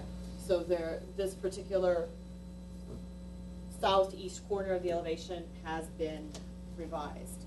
The third condition was to create shifts in volume to lower the mass and more closely follow the topography by means such as varying plate heights, roof forms, and introducing split levels. Step the mass at the west side of the house to be more in keeping with the previous proposal. The roof forms have been modified to be more reflective of the topography, and the garage has been lowered. It's probably best here, you can't really see it, but the previous roof elevation, you'll notice, was straight across and with a hipped roof above the westerly side of the home. In this case, the garage has essentially been lowered almost 2 feet. The ridge then obviously also steps with it, so that the overall facade sort of follows the topography of the upslope along Edgewick more closely. The consideration for introducing a split level within a house and whatnot was looked at by the architect, and they went forward with no split level inside, thereby addressing more along the ridge of the roof as opposed to anything else. But also we should note, it's also more in keeping because they've pulled in both sides of the home and more articulation on both ends of the facade. So overall, it is in keeping with the hillside design guidelines. The fourth condition was to revise the roof plan and/or elevations to establish consistency between all drawings. There was a few discrepancies that has been addressed, and these designs and plans are consistent. The fifth was to study the garage driveway slope and the actual site conditions and elevations, accurately reflect the proposed condition on the site plan and elevation, which has been done. You'll notice here that there is a cross-section showing the driveway. Sixth was that all window surrounds, trim, and cornices shall be of precast concrete or stone. No foam molding will be permitted. And again, as noted in the keynotes on the elevations, the materials are called out as EIFS window surrounds and trim, which meet the board's requirements to not use foam trim. 7 was to use 2-piece roof tile, not S-tile. That has been done. 2 pieces proposed. The 8th condition was to remove remnants of previously cut eucalyptus trees. The site has been cleaned and whatnot. The last was to consider a more decorative driveway, and as submitted on the material board, a stamped concrete driveway in a darker color band pattern is proposed, which is compatible with the style of architecture. Staff recommends approval with one condition, and that would be to reduce the height of the door surround to be less monumental in scale and more in proportion to the facade. But other than that, are you referring to the front entry? We are referring to this. Maybe I should use the pointer in this case to be so slightly raised a little bit, so to perhaps lower it just a tad more to be more in keeping with the overall portions of the facade. And in quick detail, we received 2 emails with regards to questions when the staff report was going to be up, but no emails actually in opposition. And 1 letter that was submitted from the Chevy Chase Homeowners Association or the Chevy Chase and States Association in support. Okay, I have copies of the letters. I'll go ahead and distribute that when I sit down. And though there are 2 concerns, one is with the eucalyptus trees being on site, that's a fire hazard, and hopefully with the development of the project site, that will be taken care of. And the second one was there's a concrete wall, concrete swale that's existing right now, and that makes sure to ensure that that is being properly maintained and cleared. So, with other than that, that concludes staff's presentation, and I'm available to answer any questions you may have. Thank you. Helmut Zora.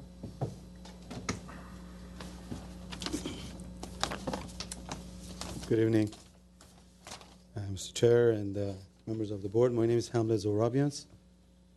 I'm the project architect, and for the record, my address is 3467 Ocean View Boulevard, Suite B, Glendale 91208.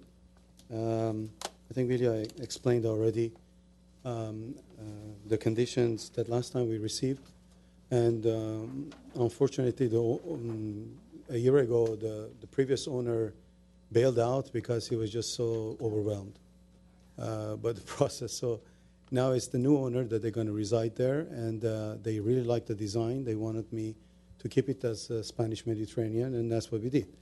We've done, actually this time around, the plan went into a 3D modeling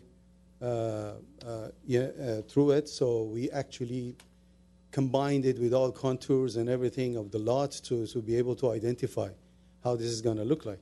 Those 4 of the cloches that you see there, it indicates on the left-hand side, upper left-hand corners, indicates that as you're driving down the Edgewick, the right-hand side of the building is really not very much visible, especially the first floor. You're just virtually seeing a 1-story building from the Edgewick when you're coming down. There's another cloche on the right-hand side. When you're looking at it, it shows the garage door, and it shows the improvements there. That's the entry. And on the lower right corner is a perspective shot from the corner of, that would be the most area of concern before, which is how it's broken up right now. And we have created an access from that area which connects to the loggia below. And that actually helped to articulate it further. And then there was a comment that we had received, which was not in the corrections yet, but it was about the trash cans. And so we provided very conveniently, right, adjacent to the garage. Obviously, we did this thing, over 7 months of going back and forth with the staff. I mean, we've really been working on this thing. So on the left lower corner is the same building, as you can see, but without the landscaping. So you guys can understand how deep this thing goes on the right-hand side. The first floor virtually is below the street level. And that's why when you're looking at our 2D elevations, you see a dashed line there. It actually depicts the line of the street on the second. I mean, when you're talking about the two-dimensional elevations. We also had what we have done. We had to pull and push the building itself. You might not visibly see it, but to make more of a practical driveway where it's not very steep and whatever. This is the limits that we have as to where to be able to use it. And so this time around, even, we've given much more thought to it. I mean, as far as technically, as you know, the building itself is not only a straight shot, but the building itself sits on an angle. So it already has that angle interest to it, that it turns. And I have the letter the letter that William mentioned, Brian Duran, if you allow me. I'll just read this is important. He says that Chevy Chase State Association has reviewed the plans for 2940 Edgewick. Oh, you have it? Oh, I'm sorry. So there are two conditions, as she explained, and we have no problem. I just want to make sure that we have no problem with the conditions here, and we will adhere to it if you shall make it as a condition. and staff has recommended one condition there to look at the entrance. I think that is not very massive what we have there. I think we've introduced a clay tile on top of it, and proportionally is nice, unless we, instead of having a double door, we go with a single door. So otherwise, it's going to lose its proportions. Right now, there's a double door there, which is a 2 8-door each leaf. So it's kind of I have a minimal. question for you. This area, this wall, Yes. right now it's a wrought iron. So which is it? Because No, this thing is like a floating in the air kind of a wall, and it's open underneath. So if you're standing, It's a wrought. Yeah, it should be. look down, Yeah. you're just seeing that. So is it open, or is it like this, or is it, which one is it? No, it is a wall. It is It's a wall. not depicted there. So Or- it's not depicted. So, Yes. so this is correct. Yes, yes, Okay. it's a All right. parapet. Continuation of that wraps around the building, it's a railing only. It's not a wall. Okay. It's just in the And then front. the parapet is designed to shield the trash from the street. Yes, I mean, you don't want to see the trash cans necessarily there. And it's very steep, and it's very difficult to put the trash cans anywhere. Either has to. Do we have any questions for architect? No? Thank you. You're welcome. Is it Roland? Good evening, Chairman and Board. Thank you for taking my comments. Name for the record, please. My name is Roland Foyer. I live on 2965 Edgewick Road. That's 2 houses down across the street. I've been the diehard on this because I've come to every one since 2005 of these. And the one thing I will say is, like, it has improved. Material-wise, I think it's gotten much better from when it originally came to the board. The roof, I think, is a much better improvement as well. I do question, though, what hasn't changed is that it's still on one large pad. It doesn't really have, to me, the feel of a hillside home. My concern also is that there's a lot of errors on this drawing, on these drawings. The elevation, top of roof, I have 3 different elevations written in here. The elevation, the side elevation doesn't properly show. It shows the green going up to the house. It really doesn't give you the sense that the wall goes down there, and it doesn't give you a sense that those become pretty far overhangs and balconies. The rear,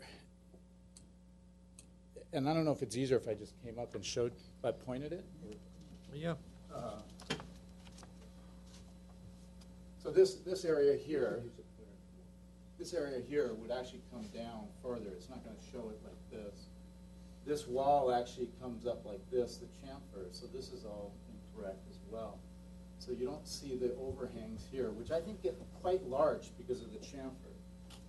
I like the idea of the trash enclosure. I just feel that it's a little bit massive, and maybe that could be brought down lower. And this seems odd to me too. I'm not sure that you'll see it from the street, but it just seems like a large overhang.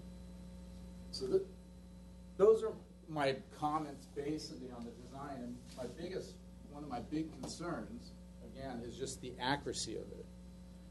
The other area I find of concern, because it really did change the design when they lowered the garage, but that driveway, the 101 elevation, is actually at the edge of the driveway downslope. So really the top of the driveway slope is going to be about 102 to 102 and a half. And then last, what I would like to point on is the landscape. It basically talks about existing landscape to remain. Well, that's all grass and brush. Once you do the construction, none of that landscaping is going to be left. So I would prefer that staff actually, or someone has them put a ground cover in, because it's just going to wash away. And that's in the front and in the back, especially when they remove those big stumps from the eucalyptus trees, because there's 5 of them there. He just says remove existing, but there's 5 trees there that are really just stumps, and new plants have grown on it. So the landscape plan to me is, it's just almost like there's the house and let's put a picture frame of plants around it, rather than incorporating the landscape into the hillside, into the trees, and the area around it. That concludes my comments. Thanks. Thank you. Correct. Thank you. There was a landscape plan that was actually handed to us before the meeting that was prepared by a landscape architect, and that was distributed to all the board members and also posted on the site. So perhaps that would speak to the concerns that the neighbor actually has as well. So. Mrs. Zoran?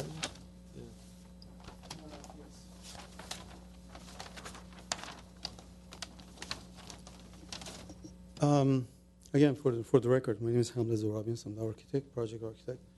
We're dealing with an existing graded path. Our intention is not to disturb it. Our intention is as much as possible not to change the landform.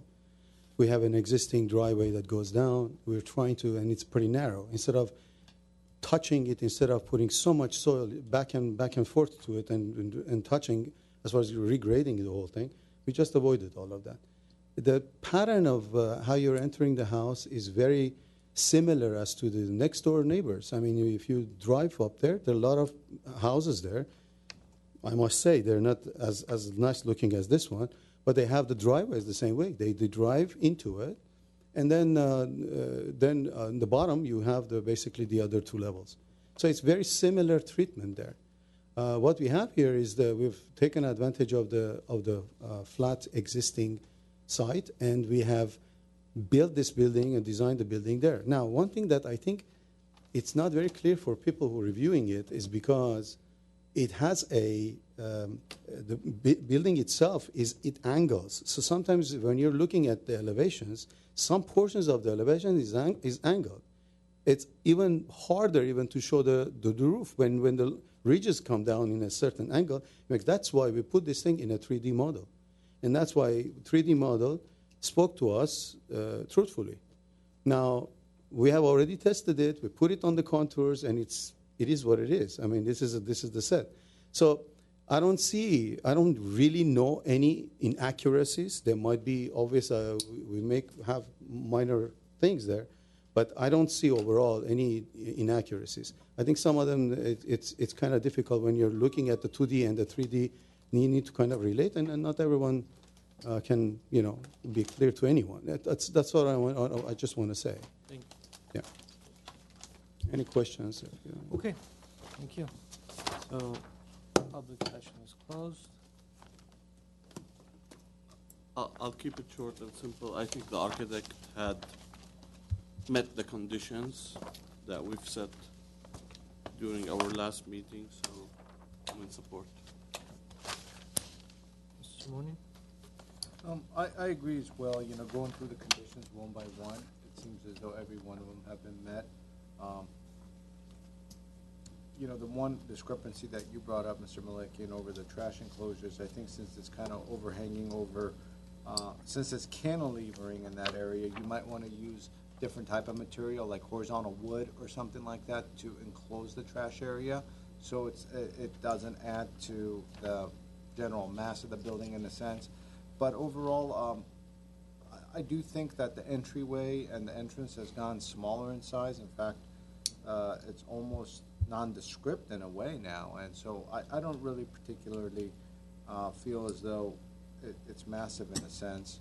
And so I support the project with the conditions. I mean, this thing has been going on since 2005, and it's been a long time, and I think we finally were able to make quite a bit of improvements on the design over the years. Thank you. I support the project with the condition, staff condition. Thank you. So the staff condition about the entrance, I do not support. I think it's fine the way it is. I think that Mr. Arbians has done a good job in addressing our concerns from a year and a half ago. I think that shows by the fact that we don't have an audience full of neighbors that are in opposition. We do have one diehard, and I respect that because everyone does have the right to come here and voice their concern. And one of the concerns that was raised was the detail issues. And I think that we do want to have, and will have, if this goes to construction, better detail. For example, the height on the two-dimensional rendering of the chimney looks like it's really tall, but when you look at the 3D modeling, it looks very appropriate. So these types of variations and the enclosure for the trash, which is, I think, probably my recommendation from a year and a half ago, if I remember correctly, is you know, I'm glad it's there. I'm sure the neighbors don't want to see trash cans either, but it needs to be detailed properly. I think it will be once it's constructed. So with the condition that the detailing be better placed and incorporation of the other recommendations, not the entrance one, I would support the project. Could you just expand on the condition? Sure. You had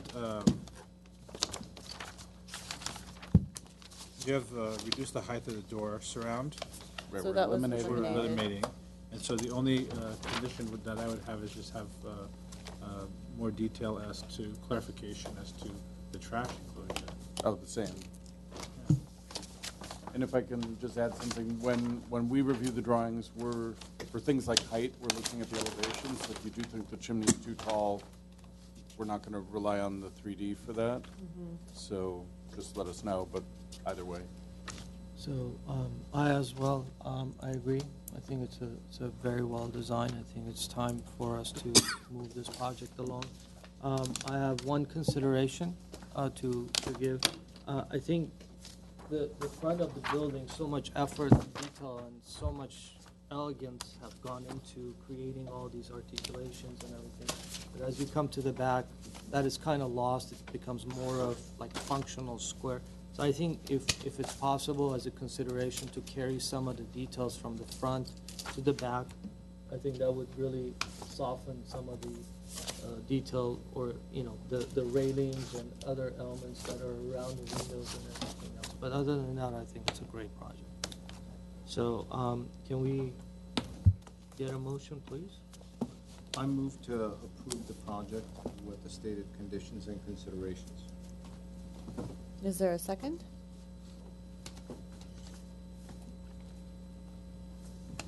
I second. Thank you. Thank you. Drama.